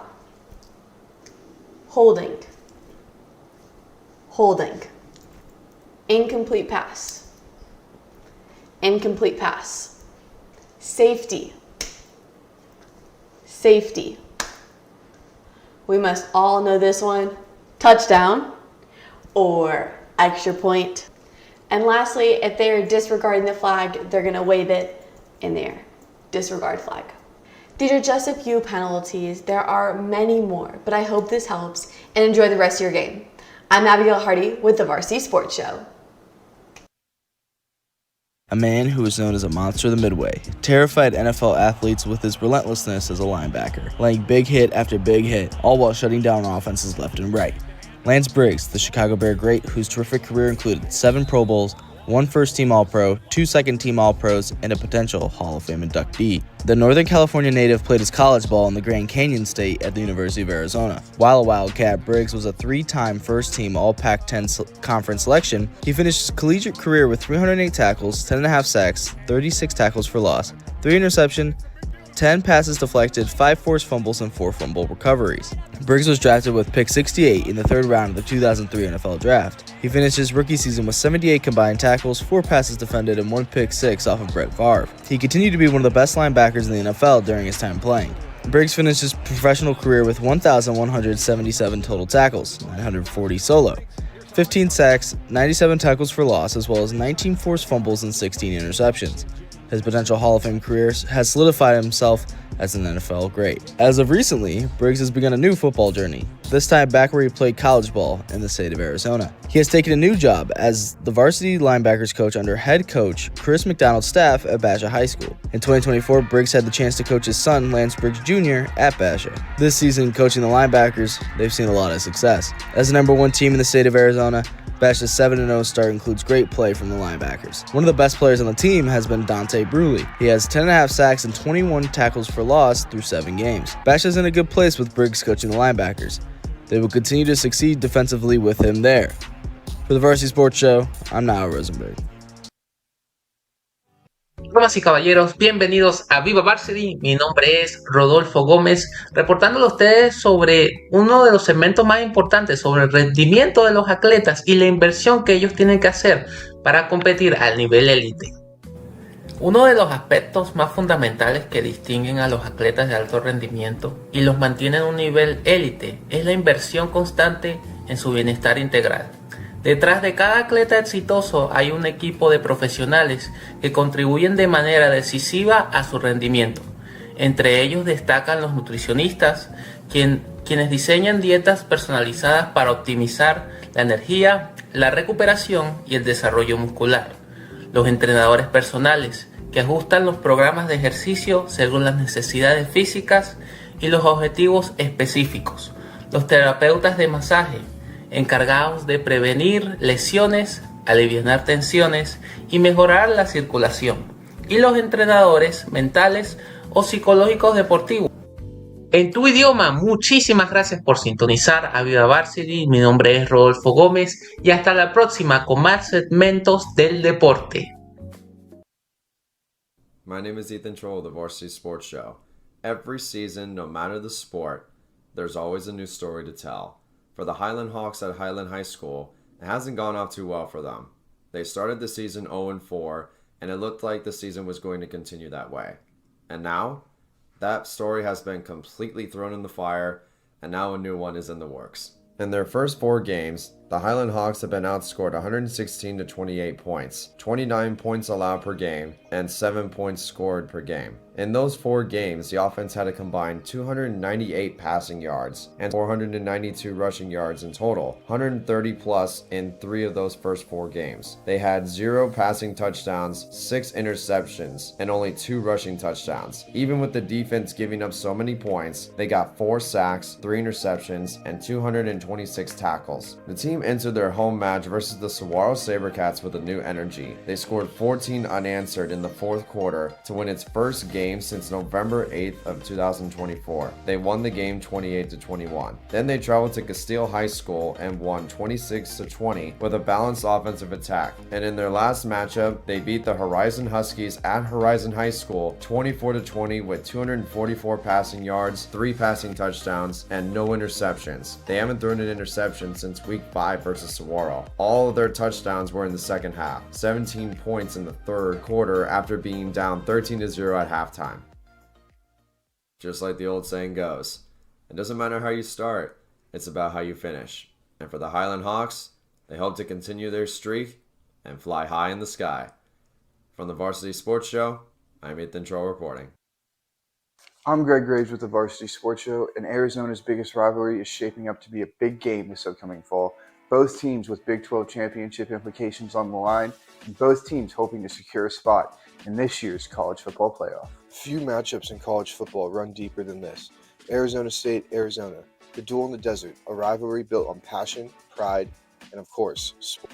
It kicked off in 1899 when Tempe Normal School, now ASU, defeated Arizona 11-2 in Tucson, introducing what would become the oldest rivalry trophy in college football, the Territorial Cup. More than just a game of football and sport, it's a culture war. From Painted A mountains to packed student sections, every fall, every spring, bragging rights split families, friends, and the state. Now, with both teams in the Big 12, the stakes are higher than ever. This year's game on November 8th, 2025, could decide either team's fate for a ticket to the Big 12 championship. Rivalries come and go, but this one defines Arizona. And in 2025, football's fiercest desert battle could shape the entire Big 12 landscape. For the Varsity Sports Show, where Arizona rivalry lives, I'm Greg Graves reporting. Hey, principals, coaches, and athletic directors, Vince DeLisio here. I want to tell you about an incredible resource for our high school sports season, Viva Varsity. Viva Varsity is the Spanish language broadcast that brings our community even closer to the action. On game days, you'll find live sports, interviews with players and coaches, and real-time score updates, all in Spanish. This is such an important way to connect with families and fans who want to follow along in their own language. Whether it's baseball, softball, track, tennis, or any spring sport, Viva Varsity makes sure no one misses out on the excitement. Schools can use Viva Varsity to celebrate their athletes, build stronger community connections, and share those memorable moments on and off the field. So this spring, let's make sure we're reaching everyone in our community with the energy, passion, and coverage that Viva Varsity provides.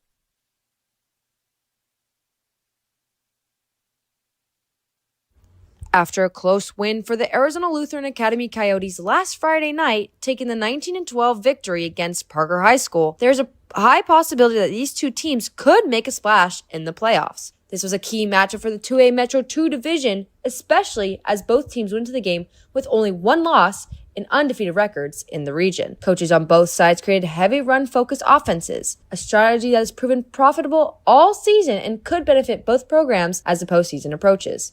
Parker and ALA have developed strong physical defenses that consistently limited big plays, showing why both teams are legitimate playoff contenders. Now for Parker, the narrow loss serves as a motivation heading into their 2A region crossover matchup against the Camp Verde Cowboys this Friday at 7 p.m. on their home field. Both teams are looking to bounce back after tough losses, but their track records speak for themselves. Each squad has dominated most of its schedule with commanding victories. Meanwhile, the Arizona Lutheran Coyotes will stay at home for their own region crossover game, taking on the Scottsdale Christian Eagles at 7 p.m. The Coyotes have built a formidable home reputation, entering Friday night with hopes of extending their home winning streak to double digits. Both ALA and Parker have shown resilience, teamwork, and poise in tight matchups, all traits that could carry them deep into November. With the playoffs fast approaching, every drive, every tackle, and every fourth quarter stand will matter. Expect both sidelines to bring intensity as these 2A powerhouses look to make their final statements before the postseason begins. I'm Jenny McDermott reporting for Varsity Sports Show.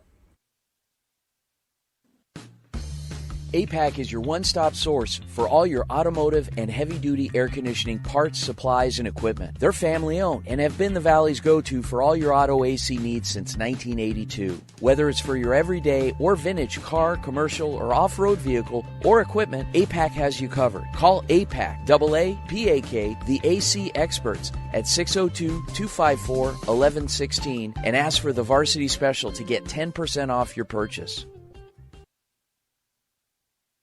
Hey fans, Vince with the Varsity Sports Show. You've had the rest. Now treat yourself to the best Japanese grill in Arizona. It's the Boss. Boss Bachi Japanese Grill in Mesa. Grilled shrimp, steak, and all the best veggies with or without a twist of spice. Sure to please everyone. Dine in or take out. Located at University and Country Club in Mesa. Open daily. 602-859-3759. The Boss. Boss Bachi. Hablamos Español.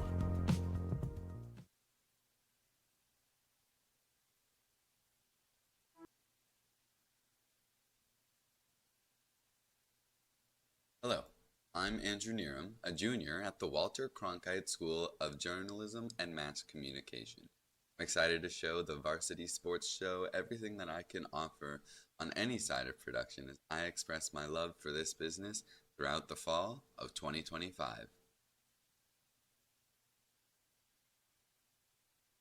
Hey guys, Vince here to talk about Angel Dentistry. It's where my wife and I have gone for over 10 years, and we trust them with our routine and extensive dental care because they care. Dr. Amber Angel is an Arizona native, born in the town of Miami, and has been practicing in the Valley over 20 years. For general to comprehensive dental services, call 602-788-2008. Located off of Cave Creek Road just north of the 101 in North Phoenix. Angel Dentistry, proud supporters of our young people and proud partners of the Varsity Sports Show.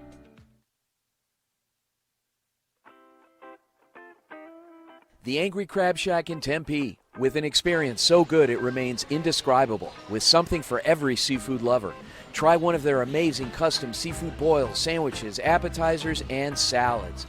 Angry Crab Shack Tempe is located east of I-10 on Warner Road, 480-674-3847. The Angry Crab Shack in Tempe. Come ready to eat.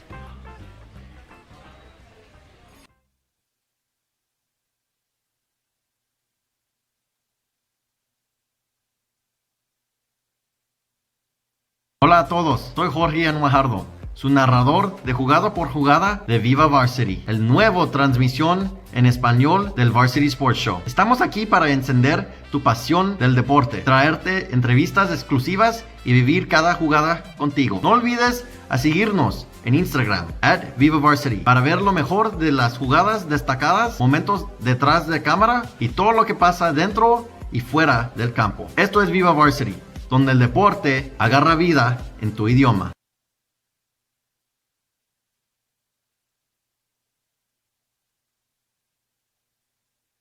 And welcome back, everyone. I'm Adam Maggard, joined here with Ethan Troll for another Varsity Sports coverage of JUCO football. And tonight it's our matchup between the Sonoran Sidewinders and the Salt River Scorpions. And so far, it's been a dominant performance for one team and a little bit of a rough start for the Scorpions being the other. And we'll see if maybe a little halftime pep talk gets the Scorpions a little more in motion. And we'll see if the Sidewinders can continue the momentum they've had in the first half, putting 17 points on the board that could really be 20, but a just barely missed field goal. Yeah, exactly. And the fact that this is the game of the week, I mean, it was projected to be a good matchup, but so far it's been very one-sided, like you mentioned, and a lot of it has to do with the Scorpions' own poison. Like both of these teams have a mascot that spreads poison. Sidewinders, a form of snake, and the Scorpions. But the Scorpions, it feels like instead of injecting it into the Sidewinders, they're injecting the poison into themselves with the personal foul penalties, the false starts, you name it. And that's something that they've been struggling with all season. And they've got to clean that up in order to get back in this game, because they've had opportunities to find a way to get down the field and score points or to make certain stops on defense. But because of the lack of discipline, it's been the backbreaker for them. No, you're absolutely right. The lack of discipline has very much hurt the Scorpions so far.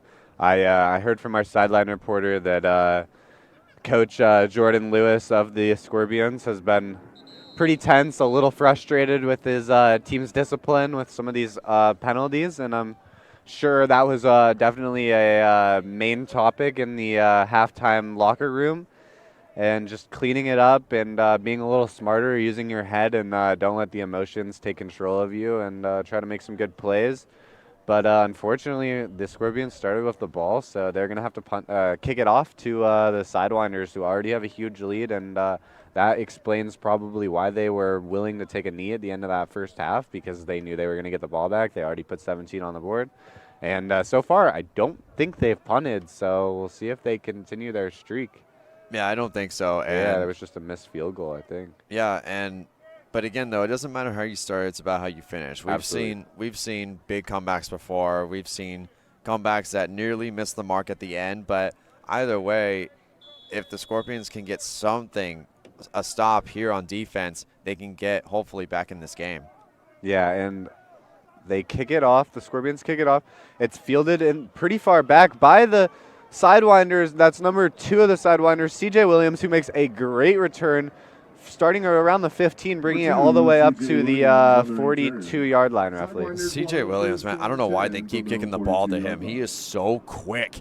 Again, once he gets that breaking room, oh my gosh, say goodbye to him. Thankfully, they were able to get a hit on him at the 35. And he just falls at the 42, so they got lucky right there. I thought he was going to go zooming in the middle of the field, and we were going to see him celebrating in the end zone.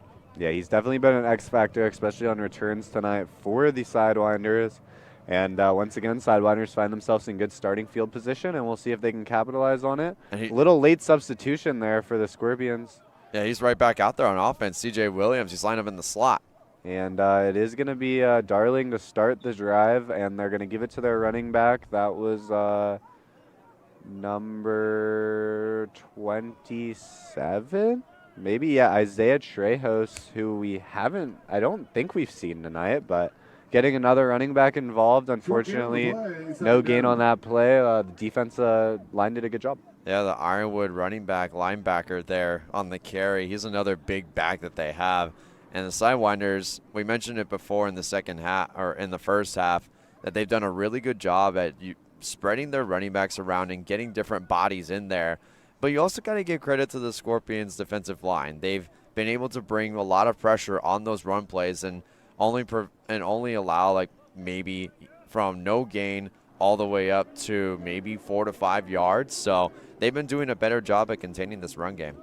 Darling in the backfield, gonna motion a receiver. That's number 2. Gonna give it to his running back though, and that's once again number 27, Isaiah Trejos, who's able to pick up a few yards, but brought down by the Scorpions defense after a short game. Spin my head right around there. He turned into a freaking he turned into a tornado right there, Trejos. He spun about 3 times right there, and he was trying to stay upright for about a couple more yards, and actually I think he did get a couple more yards on the play. So good on him for keeping his balance, but he is spinning in that head. Yeah, nice second effort there. Unfortunately, unable to break all the defenders, but able to pick up a decent chunk of yards and set up a nice 3rd and 6. We'll see if they can continue their first down success that they've had so far. Once again, Darling in the backfield. He is going to find a man. That's number 7, who did a little comeback route and takes it on a nice chunk of yards there at the end of the play. Nice catch and run, bringing it all the way up to nearly the 30-yard line. That was number 7, Kieran Earhart, who already has a touchdown, the 2nd touchdown of the game earlier. Yeah, good run there by Kieran Earhart, man. He big stomp with his left foot to cut right, big stomp again to cut back over the middle. He really is. He's done a good job with getting more yards with the space that he has after catch. He has done a really good job when it comes to that kind of space. Yeah, you're absolutely right. He's done a great job tonight. And once again, Darling in the backfield, 2 running backs set this time. He's going to take it himself, though. He's going to drop back, step up into the pocket, scramble to his left. He's going to take it himself and picks up a nice chunk of yards there on that first down, roughly 5 yards, and sets up a 2nd and 5 here. The thing about Darling that people don't realize is that, you know, I know a lot of people get annoyed when his name is brought up, but a comparison I have to make when it comes to Darling is the fact that when people prepare, like when teams prepare to face off against Patrick Mahomes, they don't ever prepare for him to scramble, right? He's usually throwing the ball consistently well in the pocket, and then here and there he'll take off for like a 10-yard gain or more. And that's what Darling just did right there. He's been throwing the ball quite a bit, rolling out left and right and throwing, but we haven't seen him really take off, and he did just that and got a solid gain. Yeah, so far tonight I've really liked Darling's pocket presence. But once again, Darling in the backfield. He's going to give it to his running back, number 27, who they've put involved quite a lot in this drive. That's Isaiah Trejos again. But unfortunately, good defense there for the Scorpions and loss of a yard, setting up a 3rd and 6, 3rd and 7. Yeah, good tackle by the defensive end right there. One-on-one matchup, and was able to wrap him up at the shoulders and just slowly bring him down to the ground. And now forces a 3rd and long. And if they get the stop here, they hold the Scorpions to a potential field goal. And that's some momentum for them to hopefully work with and spark the offense to go score some points. You're absolutely right. Trip set to the right. Darling in the backfield, running back to his left. One high safety only. Yep, one high safety. This is where you might want to take a shot, but it looks like a fake jet sweep. They're going to give it to the running back, Trejos, once again, who picks up a good chunk of yards up the middle, but it's not even going to be close to enough for the first down, and we'll see if they send out the kick team here. Yeah, pretty conservative play call, if you ask me. I mean, they're pretty comfortable with the lead that they have, and I guess at the end of the day, they would rather keep it up because, again, their defense has been performing really well tonight against the Scorpions offense, so they may as well keep at it because now I think their main goal is maybe not to clock it down all the way, but never mind. They're going for it right here. Wow, I love the aggressiveness. I guess up 17. Give it up here. It's still a pretty tough field position for the Scorpions, so they are going to go for it. Darling in the backfield looking to throw. He's going to move to his left. He's going to take it himself, and he's got the first down and more all the way up to the 5-3-2. Gets it stopped at about the 1-yard line. Great play there by Darling. Able to recognize the blitz and make a little move to the left. And once again, pocket presence of Darling's looked really nice tonight. Yeah, and a late flag thrown at the end of the play there. It looks like there might be a personal foul here for one of these squads. And looks like we have an injury on the field here. Yeah, so we're going to take a short break while this injury timeout occurs, and we'll rejoin you guys shortly.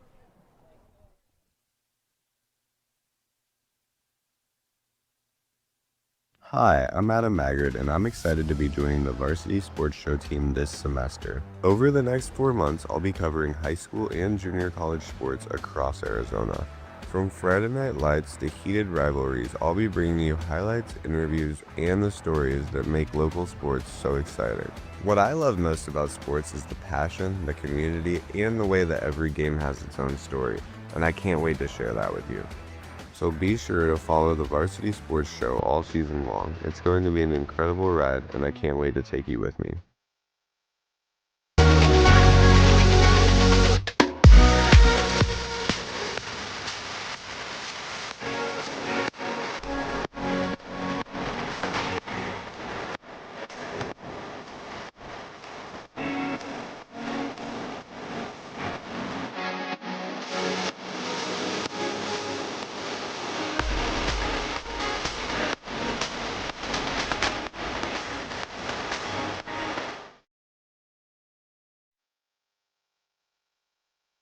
Hey everyone, I'm Jorge Anguajardo, your play-by-play broadcaster for Viva Varsity, the brand new Spanish broadcast of the Varsity Sports Show. We're here to fuel your love for the game, bring you exclusive interviews, and celebrate every play right alongside you. Make sure to follow us on Instagram at Viva Varsity for highlights, behind the scenes moments, and everything happening on and off the field. This is Viva Varsity, where the game comes alive in your language. Hey guys, Vince here from the Varsity Sports Show. Nothing beats a hometown touchdown, on the field and on the table. Join us at Zips or Goldies, where families, friends, and teams come together for great food. They make everything fresh, like their hearty burgers or irresistible focaccias. The restaurants are family friendly with a huge menu and plenty of seating. Goldie's Sports Cafe is in Scottsdale at Via Linda and Mountain View Road, and Zips Sports Grill has 14 Valley locations. Come hungry, see you soon at Zips or Goldies. And welcome back, everyone. After the injury timeout, the Sidewinders regain possession here at the 16-yard line. Darling's going to drop back, give it to his running back. That's number 27, I believe, again, Trejos, who had nowhere to go up that left side and tackled for, I believe, a loss there on that 1st and 10. Yeah, that's a loss of 2 on the play. They try to give him outside. And again, the Scorpions defense has done a good job at containing the outside runs. Been struggling a little bit more with the inside, but because they've been sending in 5 guys, they're containing them pretty well for the most part. It's now the passing game that they're struggling against. The one-on-one coverages and the safeties are nowhere to be found. They're throwing it away from them and making sure that that extra support up top isn't there. You're absolutely right. We've also seen a lot of success with just Darling using his legs, so they got to try to find an answer to that, maybe put a spy on Darling if he keeps breaking out of the pocket. But Darling in the backfield, motions a receiver, number 8 to the left. He's looking at number 8, pans to the right side of the field, looking for number 18, but over his head, and maybe a bit of a miscommunication there. Again, better to overthrow your receivers instead of underthrown, but it's like he was seeing ghosts right there. Threw it to absolutely nobody. I mean, he was looking for Dylan White there, number 18, on the slant route. He was open, but, I mean, Dylan made the cut, and the ball was already over his head, and he had to watch it go by. He was like, oh, well, there goes that. No, yeah, that was not the pass I'm sure Darling wanted to throw. I'm sure he'd love to have that back, but that's not how the game of football works. And now 3rd and 13, Sidewinders at the 20. We'll see if they can pick up some yards here and maybe set up an easier field goal. And they are going to go to the air.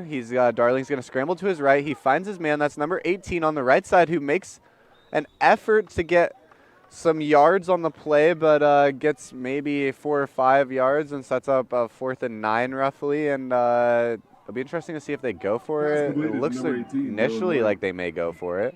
Well, right back at the last target from before, Dylan White. He makes the catch, open on the short route, and just turned upfield and tried to get what he could, and he made it a little bit more manageable. But like you said, now it's 4th down, 4th and 6. Offense is still out there. Maybe potentially a hard count here. Keep an eye on it. Yeah, that's a good call. That's a great call. 4th and 6. Hard count would work wonders. If they could get him to jump off, it would set up a 4th and 1. That's an easy little quarterback sneak, run up the middle. Well, you say that, but again, hypothetically, yes. We'll be hypothetical. Okay. Darling in the backfield. Motions a receiver. That's number 87 to his right. He's going to look to his left. Likes what he sees. He has a man in the back of the end zone, or in the front of the end zone. That's number 2 for the touchdown, and that is not his 2nd touchdown of the night, but a nice play there by C.J. Williams, who's had some presence on kick returns, and there we go. Makes his presence felt on the offense with the touchdown.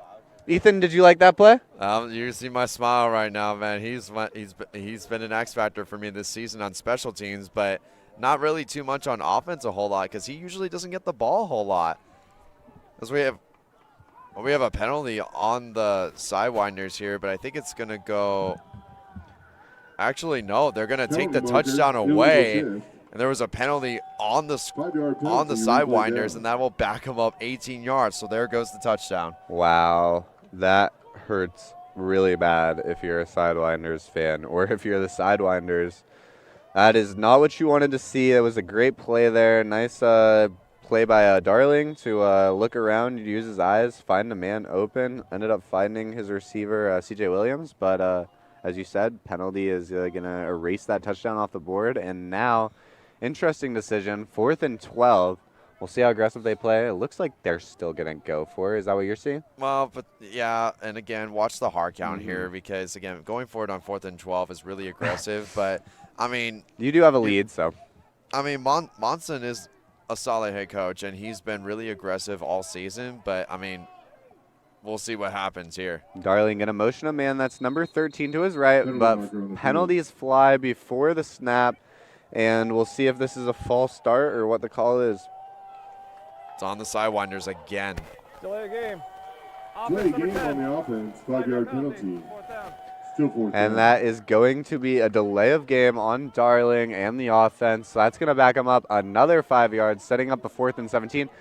And now, 4th and 17, it's interesting to see the offense stay out there, I have to say. I mean, we've seen their kicker has some ability, but they keep the offense on the field, and we'll see if it pays off here on this aggressive 4th and 17.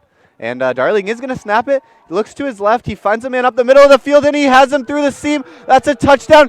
Back to C.J. Williams, who gets his touchdown back after having that one reverse. Ethan, that was a great play there. I cannot believe they just scored on a 4th and 17. What a freaking play call. Are you kidding me? Attacking the middle of the field. We've made an emphasis on it throughout the game.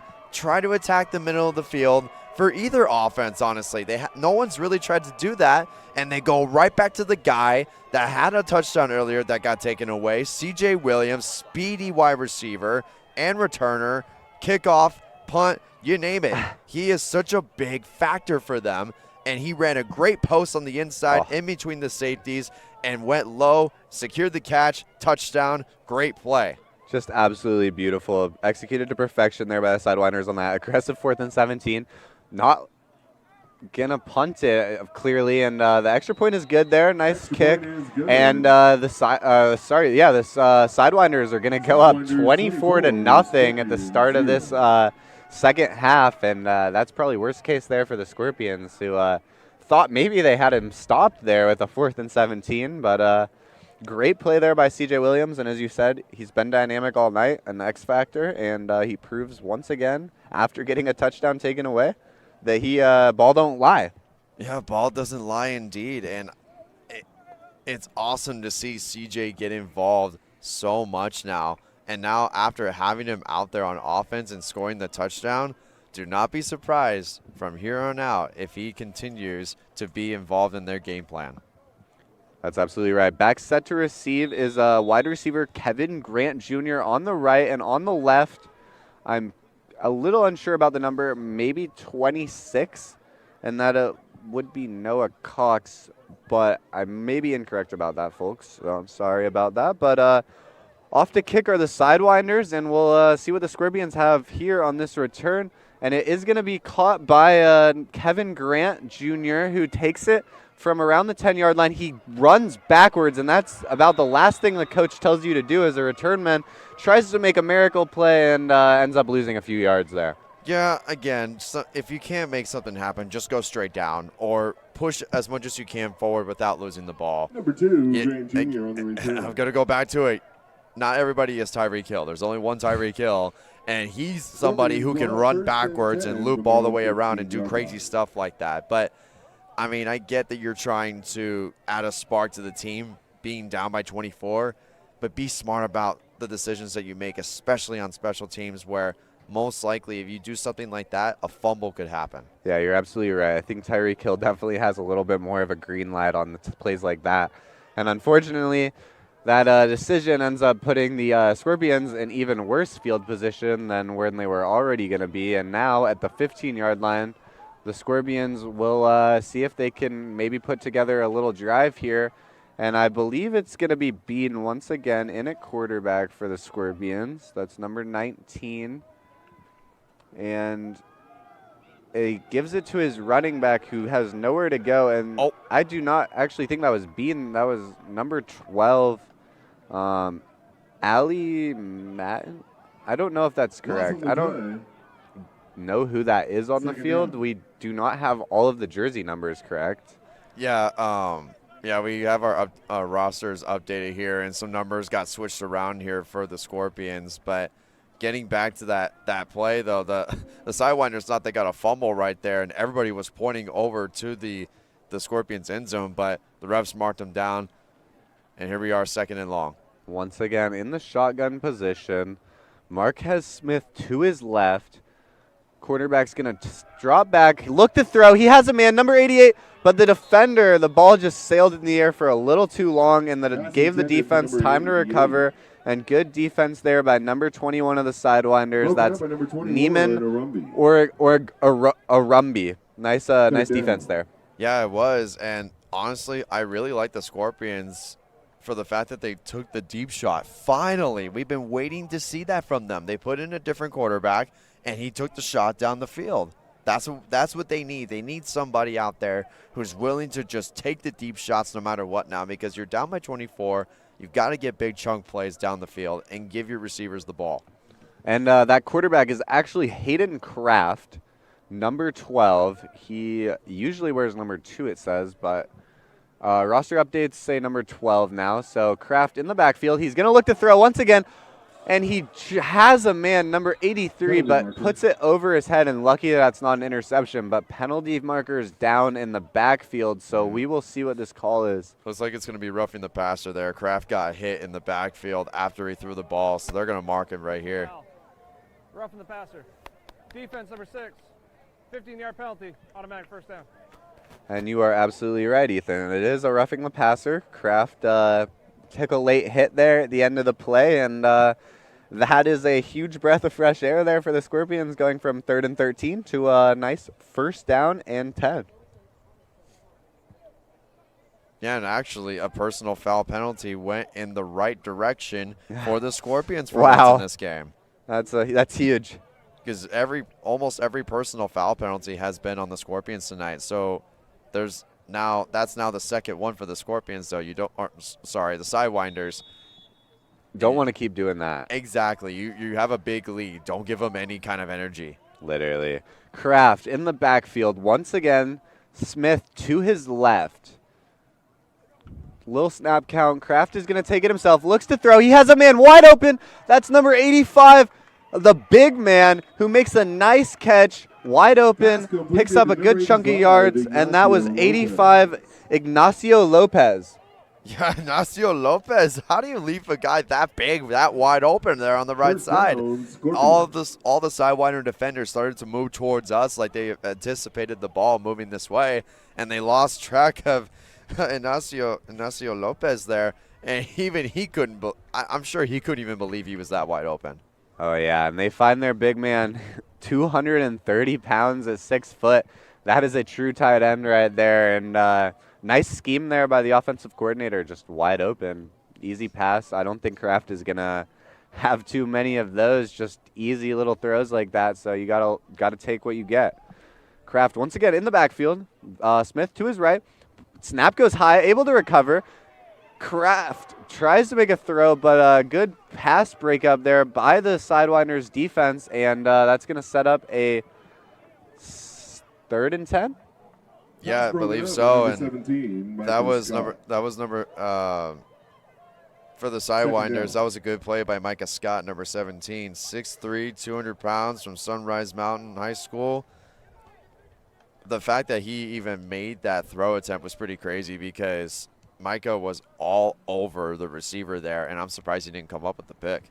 I'm loving this Kraft substitution. He's a very, very decisive quarterback. They seem to really trust his arm, and I'm enjoying watching these throws. It's definitely making it a lot more interesting, and I'd love to see him just keep taking shots. Kraft, once again, looking to throw. It's a little design screen. Finds Smith. Nice play. Smith breaks some tackles. Oh, and the ball comes out at the end, but I believe it's going to stay with the Scorpions. Nice play there. Good little play call.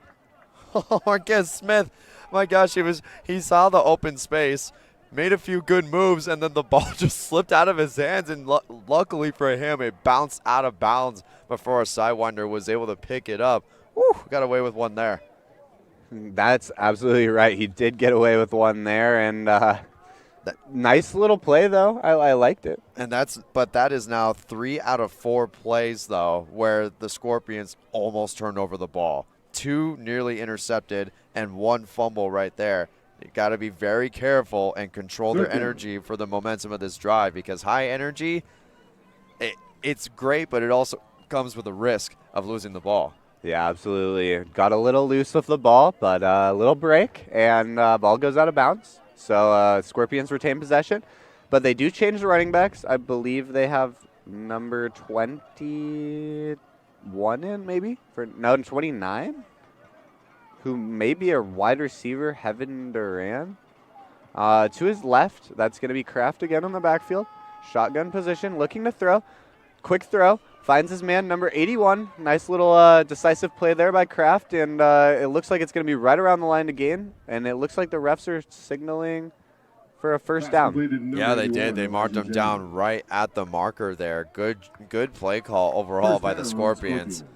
And honestly, that's all you really need is the first down marker sometimes. And now this is an opportunity for Kraft to go for the deep shot. This is usually the best time to do it. Is you get short gains, then you barely get the first down. Take a shot right here. Why not? Attack those safeties. Yeah, first down's always a good spot to take a shot. Gives you a little bit of room if it doesn't work out, but it also is just a good spot to take a nice deep shot, and we'll see if they do that here. Kraft, he's going to look to find quick pass out to the left side to his receiver, number 7. Who picks up a few yards there. Nice little chunk yard of 5 or 6 on that play. And that was a target to Ronald Gielti Jr. Giletti Jr. Giletti. Yeah, belly Italiano. But Ronald, you're getting me all tongue twisted now. Ronald there made a good play on the outside. It was a design screen, and 3 of the Sidewinders defenders got lured back inside because of the slot receiver that was there and was able to cut upfield and get extra yards. Once again, Kraft in the backfield with his running back, possibly wide receiver, Heaven Duran behind him. Going to motion number 7, Ronald to his right, who he pitches it to on a little awkward miscommunication, but Ronald able to make a nice run up that right side, pick up the first down, and here we go. Scorpions are driving. This is probably the most first downs they've had on a drive, so maybe something changed at half, but maybe a little too late as 2 minutes rolled down in the third quarter. Can we go back to that last play? What just happened? What a wacky way to get a first down. You had Kraft and then number 29, Heaven Duran, running right into each other. You could hear the pads slam into each other from up here in the bleachers, and he still tossed it over to, like you mentioned, Ronald Giletti Jr., and he ended up getting the first down. Hey, honestly, if it works, it works. If it works, it works. That's absolutely correct. All right, Kraft in the shotgun once again, running back to his right. We've seen a lot of throws. Oh gosh, the snap goes way over his head. Kraft dives on it and is able to recover it, but a huge loss there on first down. This is going to be now a second and probably around 30 yards. So Scorpions finally get a drive going, and that might be a drive killer right there. Unfortunate mistake there on the snap. Yeah, it's crazy, too, because it's really hard to overthrow a quarterback who's 6'5" with a very long wingspan. That's very hard to do, so not a great snap by the center at all. And thankfully, Kraft was able to go back and jump on the ball, but that's now the 4th play on this drive where they nearly turned over the ball. Man, they've been getting really lucky at holding on to keeping possession. And it is going to be a 2nd and 29. So a probable throw here. They may decide to run here, but Kraft in the backfield. And it is going to be a throw. Looking downfield, targeting a man in double coverage. That's number 23, but really no chance there. No flags at the end of the play, so it's going to be incomplete and set up a 3rd and 29. I mean, I get the play design. It's designed to potentially get a pass interference call, and you're seeing that a lot more in today's world of football, but try and get that one-on-one matchup instead of just throwing a random ball up in the air, you know? But, again, we're not the play callers here. Either way, I don't mind it either, though, to try and get some free yards, but now you're forced to punt the ball back. Oh, actually, no, I lied. It's 3rd and 29. I thought it was 4th down. My apologies. But if you're going to convert this 3rd down here, look at what the Sidewinders did earlier on the C.J. Williams touchdown. Attack the middle of the field. They have started to do that, the Scorpions. They did it a couple times here on this drive. Let's see if they'll do it again. Yeah, not two safeties deep, but if they run 4 verticals, it should be interesting. I'd love to just see a deep shot here, but it looks like penalty marker is going to come in. And that's going to be a 5-yard penalty on the offense. Unfortunately, couldn't really get the ref Mike there going, but that's going to back the the Scorpions up even more. Now looking at a 3rd and 34, one of the longest third downs I think I've seen all season. And we'll see if they can at least get a few yards back, maybe get into field goal range. Yeah, we'll see. Kraft in the backfield, looking to throw. Has a man, but his man doesn't even know the ball's coming and is picked off by number 18 of the Sidewinders. That's Dylan White, the receiver, who is also making plays on the defensive side. And Kraft and his receiver were not on the same page. The receiver had no idea the ball was even coming. No, not at all. He ran a go route there. Actually, it was more of a seam route, but it went. Poor Kraft. He threw it right to Dylan White. And Dylan White was so shocked by how easy the interception was that he just stood up, looked at the sideline, and tossed the ball to the ref. He was like, that was way too easy. And that's now back-to-back weeks for Dylan White with an interception, and on top of that, his 3rd takeaway in 2 games. Yeah, it's a good season there for White, putting together some nice numbers, and an interception always adds to the stats. So the Sidewinders will retake the possession, and it looks like they're going to bring in William Howell this drive, the quarterback number 9, who's going to step up in the pocket. He has a man, number 34, on the outside. Good throw right in front of his running back, who's able to pick up a good chunk of yards there. Picks up around 15 on that play up to around the 40-yard line. Nice play there. That was a nice play by Nico Hernandez there on the open field. 5'9", 180 from Valley Vista High School. Grew up in Surprise, Arizona. He was wide open. There was nobody around because Howell was stepping up and about to. They thought that the deep throw was going to be made, but at the end of the day, he just took what the defense gave him. And we are going to take a quick a quick sideline report from our reporter, and here we go. Hi, this is Jasmine Dickmans reporting for Varsity Sports Show.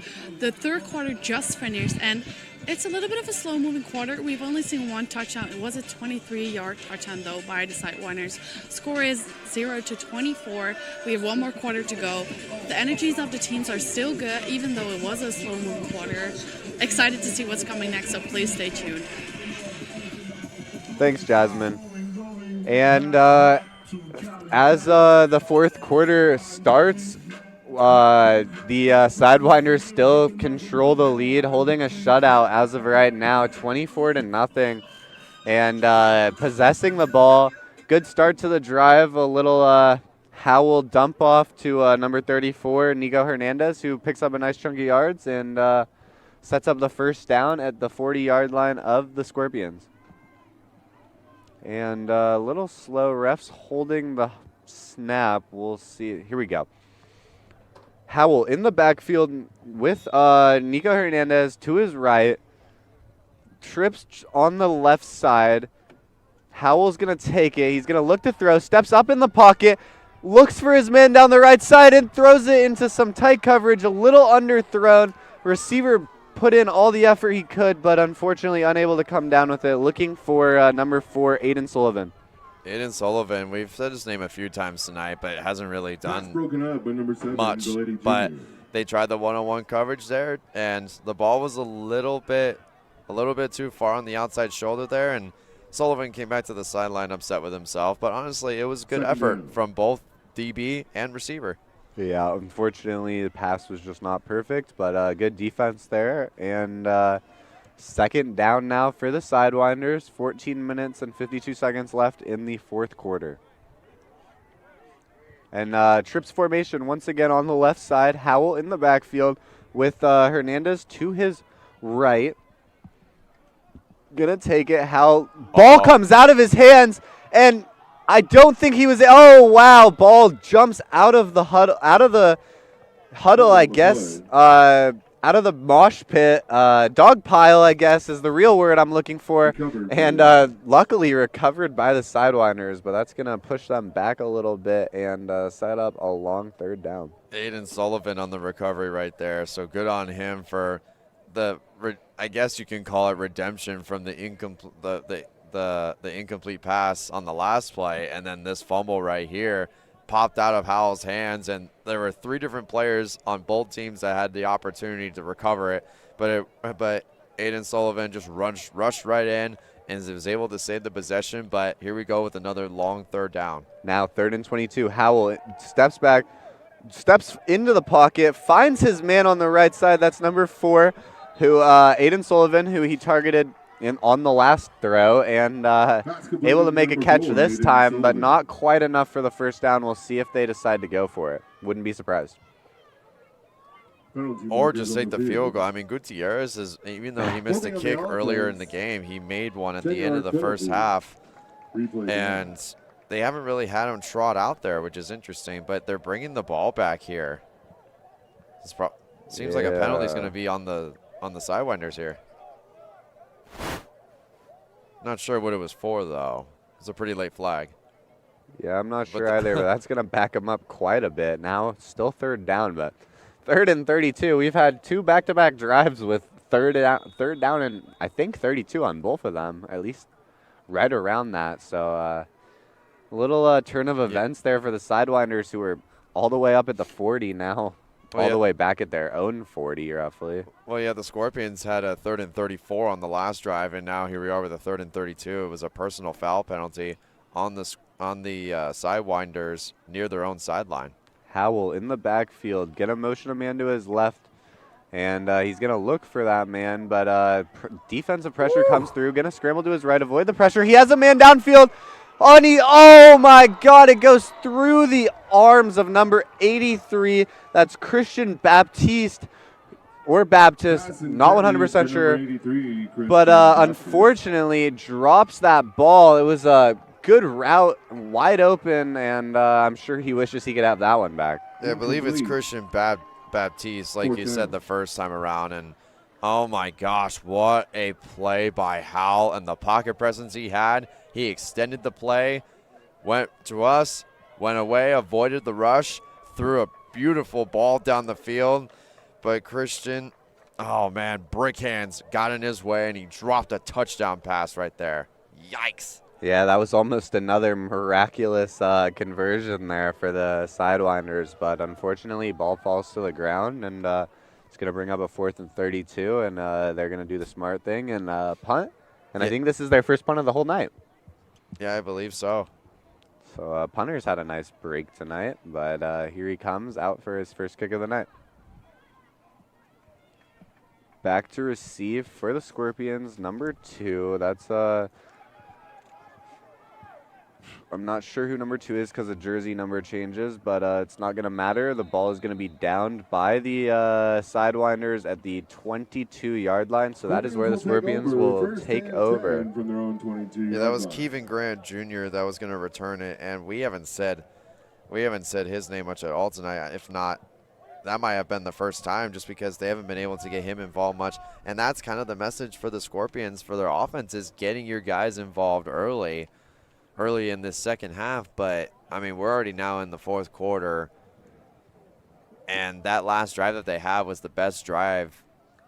That was the most successful for them, and then it ended with a lot of penalties, losing yards, and then the interception on a miscommunication. So how are you going to respond to that if you're the Scorpions here? Yeah, that's absolutely correct. And it looks like we may have a quarterback change for the Scorpions. It looks like, is that Marquez Smith playing quarterback? Maybe a Wildcat, but it's fumbled backwards, picked up by number 21, who's trying to make a play, continues running backwards, but he gets the edge, and he's going to be able to get back to around the line of scrimmage. That was a crazy little swing of events there, but ends up not costing them, and that was a lucky break for the Scorpions. You know what that's called right there? Backyard football. Ah. That whole play turned into backyard football there. You had miscommunication. You had Smith there in the Wildcat formation, taking this direct snap, trying to hand it off to the outside, and you had Sidewinders and Scorpions flying around all over the place and somehow got back to the line of scrimmage. What in the world happened there? Smith once again the quarterback for the Scorpions. It's interesting to see the swap after Kraft had a decent first drive on the field.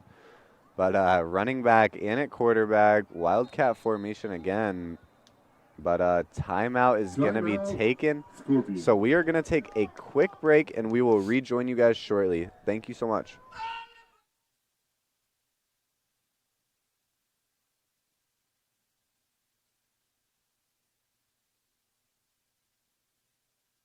Hey everyone, I'm Jorge Anuajardo, your play-by-play broadcaster for Viva Varsity, the brand new Spanish broadcast of the Varsity Sports Show.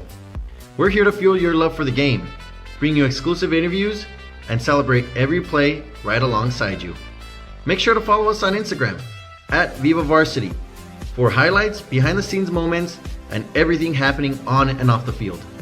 This is Viva Varsity, where the game comes alive in your language. My name is Dana McDermott, and I'm a junior in the Walter Cronkite School of Journalism and Mass Communications at Arizona State University. I am looking forward to the opportunity to get some hands-on experience and dip my toes into this industry. I've called water polo, softball, and I've broadcasted on the sidelines for high school football and basketball. All right, welcome back, everyone. Smith, once again, in the backfield, in the Wildcat position, takes it himself, gets a few yards on the play, up to around the 25-yard line, and that is going to set up a 3rd and 7, roughly.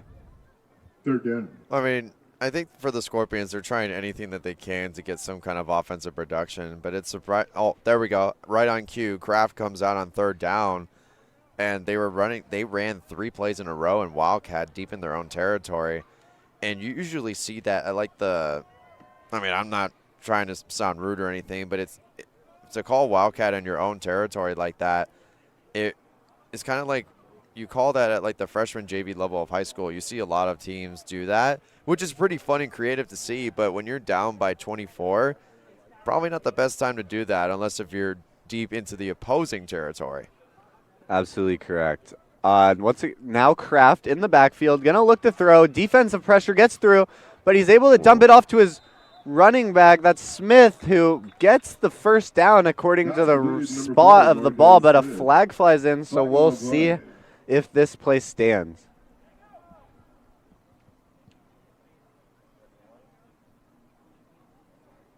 Personal foul.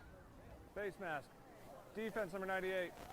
15-yard Personal foul, horse collar against the Sidewinders. And that is going to be a personal foul for a face mask, and that's going to add 15 yards to the Scorpions. End of that play, which was enough for a first down. So nice chunk of yards there, gaining roughly 25 yards on that play. So Scorpions going to get a nice new set of downs up at the 47, 48-yard line of the Scorpions. Yep, man coverage across the board for the Sidewinders. Kraft, ball snapped high, but able to recover and throws the ball to his receiver, number 23, but hit at the end of the play. And that's going to be a roughing the passer most likely, and that's going to help the Scorpions once again. Yeah, it's Elias Ortiz there with the late hit for the Sidewinders, I believe. Personal foul. Roughing the passer. Defense number 15-yard penalty. Roughing the passer. And that is going to be a roughing the passer, and that's going to give the Scorpions another 15 yards there and a first down. So now Scorpions getting a little momentum. Few mistakes there by the defense. Few little penalties, and Scorpions now find themselves at the 37-yard line of the Sidewinders. Yeah, the Sidewinders just gave up 33 yards right there. It's now they're the ones making the personal foul penalty mistakes. It was all the Scorpions in the first half doing that, and now it's the Sidewinders doing it here in the second half. Kraft, another high snap, able to recover, and gives it to his running back Smith, who has nowhere to go, and tackled for no gain on the play. Number 4, Smith on the carry. Yeah, that was that defensive line came up and swallowed the running back there. I mean, they haven't really been able to get their run game going a whole lot at all in any way or fashion. And I believe that was number 6, Amari, right there, defensive end for the Sidewinders. And it surprises me that they're still trying to run the ball. I know there's 10 minutes to go, and 10 minutes is a long time for football, but get Kraft to attack the middle of the field, though. Get his confidence up. Let him sling it. You're absolutely correct, Ethan. And now Kraft in the backfield. Another high snap. Going to give it to Smith, who cuts up the left side, but unable to pick up too many yards there, and that's going to set up a 3rd and long. Center's got to be careful now. That's been a lot of high snaps for him tonight when it comes to Kraft. I mean, I understand he's really tall, but you don't have to snap it super high to him constantly. Try to look at where you're aiming the ball. Snap it more towards his chest. Don't aim for his head.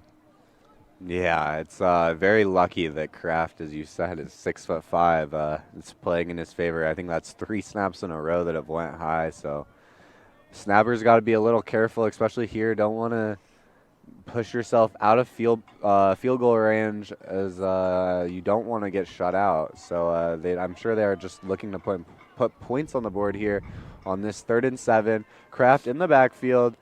Smith lined up behind him. Smith's going to roll to the right, and the pitch goes through Smith's hands, and it is going to be recovered by the Sidewinders. That's number 42, I want to say.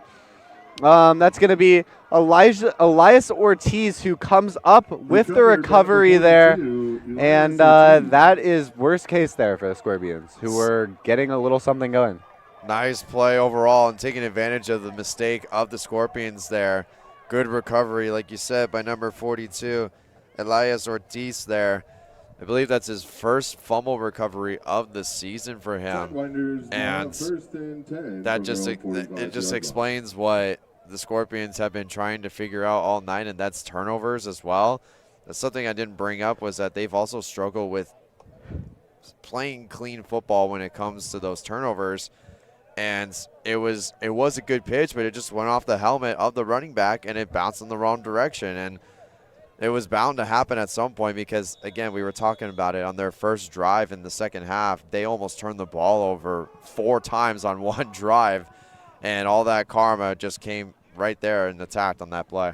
And now a new quarterback in for the Sidewinders. That's number 16, Eric Nieblas, who we haven't seen tonight, but we'll see what he can do. They're going to get started with a run to their running back number 25, maybe? No, 26, maybe, Julian Ramirez, who picks up 5 yards on that play, and that's a good start to the drive, 2nd and 5. Personal opinion, that was his strongest run of the night. He ran right into 3 Scorpions in a row and bashed him right in the chest. One chest, clear him out. One chest, clear him out. And did it again. And that was only for a gain of 5 yards. Like, that's some really hard running for that kind of gain. Yeah, we've seen Torrey Gray. He's been pretty physical tonight and once again shows it off. And they take him out of the game, put a new running back in. And Nieblas in shotgun. He's going to give it to his running back. That's number 45, who gets his jersey grabbed but keeps fighting. And he keeps pushing, and the offensive line's going to give him a push. And that's going to be enough for the first down. Nice play there. Able to push number 45, Eric Rodriguez, all the way to a first down.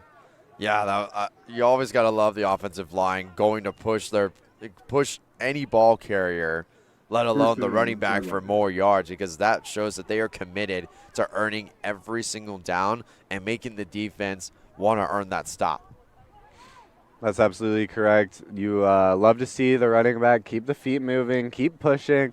It definitely sets a tone, too, for the defense, as you said. It definitely deters them, makes them not want to get hit as hard. Just all those factors play in. It football's a dirty game, and here we are. Neblis in the backfield, trips to the right. He's going to look to his left, fires to number 81, who's wide open, and tackled there around the 30-yard line by number 5 of the Scorpions. That's Carson Lewis who makes that tackle, but a nice play there and good recognition by Neblis to find his man. Yeah, Jaden Bolhar there on the reception, 6'1", 185 from Dystar High School, who's known for some prospects, but that's his first catch of the night, and a really easy one too, wide open in the middle on the left side of the field there for a good gain, moving the chains. That's absolutely right. The good play there, and keeps the chains moving. Sidewinders once again driving. Neblis in the backfield, 2 running back set, one to his right, one to his left, and ball is snapped. Gonna give it to his running back, number 25, who gets all the way up to around the 24-yard line. Nice gain there on first down, setting up a way more manageable 2nd and 4. Yeah, we got 6 minutes to go here, and I'm sure if you are the Sidewinders offense, you just keep pounding the rock. I know you're still there. I mean, they're having a very balanced game tonight for the run and pass, but now with the clock ticking below 6 minutes now, this is your chance to keep their defense on the field and give their offense not much time to work with. Neblis going to step back, throws downfield, and that's picked off by the Scorpions, who are going to start a return and get all the way. Oh, ball comes out. I don't know if that was a pitch, but the refs are going to whistle the play dead at the 20-yard line. That was interesting. I don't know if that was a fumble, a pitch. Nearly a miraculous play there, but unfortunate mistake there by Neblis, throwing into double coverage, and gets picked off by the Sidewinders. I believe that was, or sorry, by the Scorpions. I believe that was number 2. Well, first of all, I just want to say sorry to the Sidewinders. That was an announcer's jinx. Because I figured that if you're going to get a little pass happening near the end of the game, it's going to get intercepted. And so the interception was thrown right there to Ronald Giletti Jr., who's been making a good amount of plays tonight for the Scorpions, and that's the first takeaway for the defense.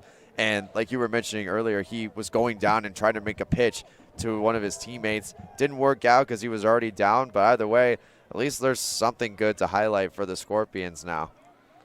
That's absolutely correct. In at quarterback for the Scorpions looks, I believe it's still Kraft. Be Kraft, with a running back to his right, 2 receivers set on each side of the field.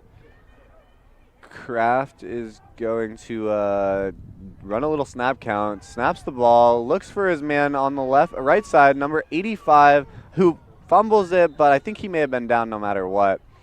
That was number 85, Shamir Wilke, who makes the catch there. Yeah, good catch, good quick throw to the outside. And if you're the Scorpions offense at this point, I think you're just trying to figure out what's going to work for your offense throughout the rest of the season now and see who's the next man up. I've said it for consistently in different games this season, but it's good to see, though, because you want to see who's going to be able to step up when their time comes. Kraft once again in the backfield looking to throw. It's going to be a design screen, nearly intercepted, but somehow Smith comes down, or Sullivan, sorry. No, that is Smith. Comes down with the catch, and nice little play there for the Scorpions, who pick up a few yards there. Yeah, good gain right there, and honestly, if you're going to bring up the discussion when it comes to player of the game, in my opinion, I honestly think that there's a lot of different guys to go around, but I think, to me, to give any highlights, I'd like to nominate C.J. Williams for the Sidewinders, just because not only for that pass over the middle for his touchdown, but just because of his involvement in this game. I mean, it's been a very well balanced overall performance for the Sidewinders offense and being able to spread the ball around with receiving touchdowns. But C.J. Williams, for his returns and for that touchdown, he's done a really good job. I think you're right. I think C.J. Williams has been the biggest X factor tonight. He made that He should have 2 touchdowns. Ended up getting the 1 back, but we've seen him on all levels of the game, making plays. And Kraft's gonna take a shot up the middle. Lucky that one isn't intercepted behind his intended target, number 85, I believe, and a little breath of fresh air there for Kraft. Second down. Yeah, it was, and this is Kraft's opportunity to really make a name for himself at QB. And I mean, give credit where it's due. He's done a solid job tonight. He's kind of playing balance right now. It's not really a teeter-totter for him. He's kind of in the middle where it's not moving, where he's evenly making some interesting throws and some other throws that just aren't connecting to his receivers, but at least he's been able to sling the ball down the field. He's done a good job at that. Trip set to the left. Kraft in the backfield all alone. Gonna run a little bit of a hard count there, but he snaps it. Gonna roll to his right. Kraft is just gonna take it himself with his legs and get out of bounds. Picks up a few yards there, setting up a much more manageable 3rd and 5. Yeah, Kraft has done a good job at just standing in the pocket and being tall, but, well, I mean, it's obvious. He's 6'5", but he ran outside the pocket there, got a small gain, and again, it's just learning the progressions, learning how to read the field a little bit better, especially a lot of fans don't realize that when you're wearing the helmet, your peripheral vision is gone for your eyesight. Like, you can't see immediately to your right and immediately to your left like you can see with normal vision. So when QBs make plays like that, it shows that their awareness is starting to go up. Kraft in the backfield with, I believe, Smith to his right. That is Smith. He's going to look to throw one deep to the left side. There is a flag. Pass interference, nearly caught anyway by the offensive player. That was number 13 who he was looking for. That's Carson Umble, who we haven't really talked about tonight, but nearly made quite a catch, but still no worries. It's going to be a pass interference, and that's going to give him a 1st down. Yeah, Carson Umble is from Arcadia High School, 5'9", 160, and he had the matchup he wanted. It was underthrown, which was actually a good throw by Kraft. He turned around, tried to make the tackle, the reception, and the DB was draped all over him, and he wasn't even able to make the catch. He was actually frustrated. He pushed him off of him after the flag was thrown and was like, dude, get off of me. Jeez, I know the penalty's for me, but come on, get off. Kraft in the backfield once again, running back to his right. Going to motion a man. Going to give it to the man. That's number 18 or 19. Number 88. That's Elijah Jennings, who's had some up and downs throughout this game, but able to pick up a few yards there and set up a much more manageable 2nd down and 3. Yeah, nice jet sweep call there on the outside. We've only seen that one time from the Scorpions. They haven't tried any jet sweeps, reverses, or nothing like that. And Kraft gonna drop back, look to throw. Finds a man in the middle, but just throws it to his back shoulder and gives the defender a chance to recover, and that was broken up by number 5 of the Sidewinders. That's Darian Zeb. Or Zeeb.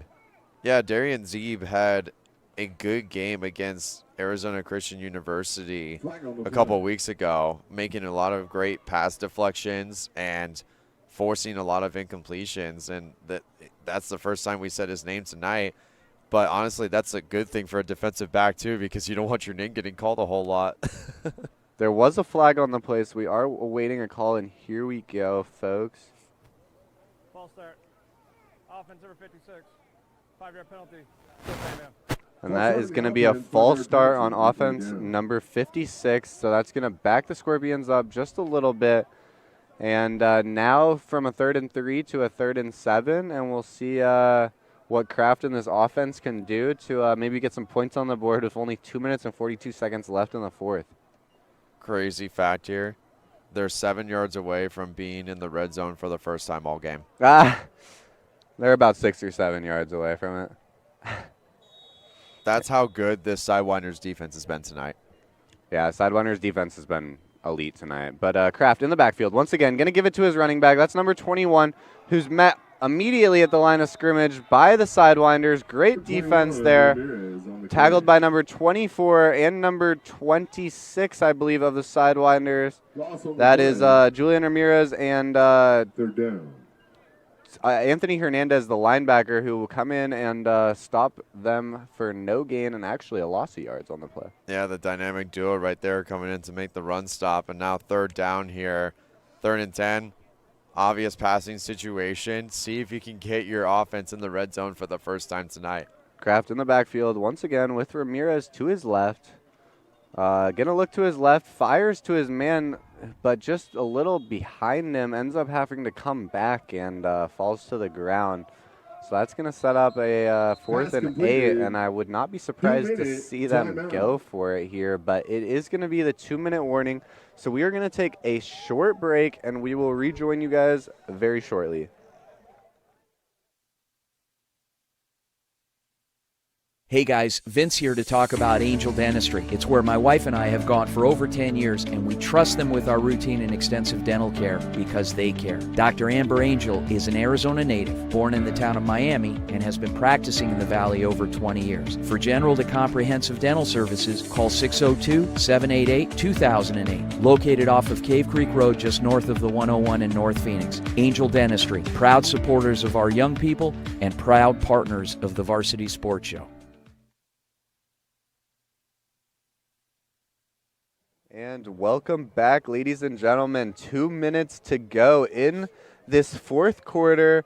Sidewinders up big, 24-0, but the Scorpions are driving, looking to maybe get a few points on the board here. It looks like they're going to go for a kick, and then I assume an onside if they make the kick. And just avoid the shutout would be probably the biggest thing on their mind right now. Yeah, this is their first field goal attempt tonight. Excuse me, no, this is their second field goal attempt tonight. So we'll see if Wright can redeem himself. And it is a long one. It's going to be 45 yards, so a little rough snap, but he is able to get it off. But it looks like it's going to be short, and it is just barely short. No good. So no good. Scorpions are going to stay with a donut on the board, and the Sidewinders get another break, and the Sidewinders defense has really showed up tonight. Oh, it's crazy because the same thing happened to right there. It was deja vu kick number 2, where it looked like it was good, and it just went short of the bottom crossbar and went no good. He just couldn't get enough power on the football again, and now the Sidewinders are a minute 52 away from a shutout. That's absolutely correct. I think if I'm the Sidewinders, I'm pretty happy right now. I don't think there's too many complaints tonight. Maybe just clean up a few of those late after the play defensive penalties. But for the most part, great game tonight for the Sidewinders. And we have Hal in the backfield. He's going to give it to his running back up the left side. Nowhere to go. Good defense there by the Scorpions. Handing off to running back number 32. Number 32, Michael Anthony. Michael Anthony. Loss on the play. And I'm just looking at the Scorpions sideline right now, and there is no energy from anybody. Nobody's talking. Everybody's just staring out onto the field because it's embarrassing to get shut out no matter what. But even in a shutout, there's some positive takeaways that you can make out of this. You know, they got an interception earlier in the 4th quarter. They also had some success with Kraft when moving the ball down the field. It's just when you look at everything else, again, it's the same things. Penalties, and being consistent on offense. Howell, once again in the backfield. Going to motion a man to his right, but he's going to give it to his running back. That's number 32, Michael Anthony, once again, getting the carry and a nice chunk of yards there on that 2nd down and 12. Going to set up a 3rd and 5. Yeah, and it looks like they're probably just going to run one more play here, and this game will be over, and we will have ourselves a shutout in Game of the Week for HJCAC. Yeah, it's been quite a game, and as you said, I think there is still takeaways for the Sidewinders. For the Scorpions. I think, as you said, I think putting Kraft on the field has definitely helped their offense move a little better. But out of the backfield, Howell's going to take it himself, and he keeps moving, picks up a good chunk of yards there, and takes a a little hit at the end there, but that's probably going to be it for this game. First down. Looks like they're trying to line up. We'll see if they run one more. He looked back at the clock, and I think they are just going to let it run out, and that's exactly what they're going to do. Final score, Folks, it was a pleasure tonight for me, Adam, and for my partner here, Ethan. It's been a pleasure to have you guys, and it's unfortunately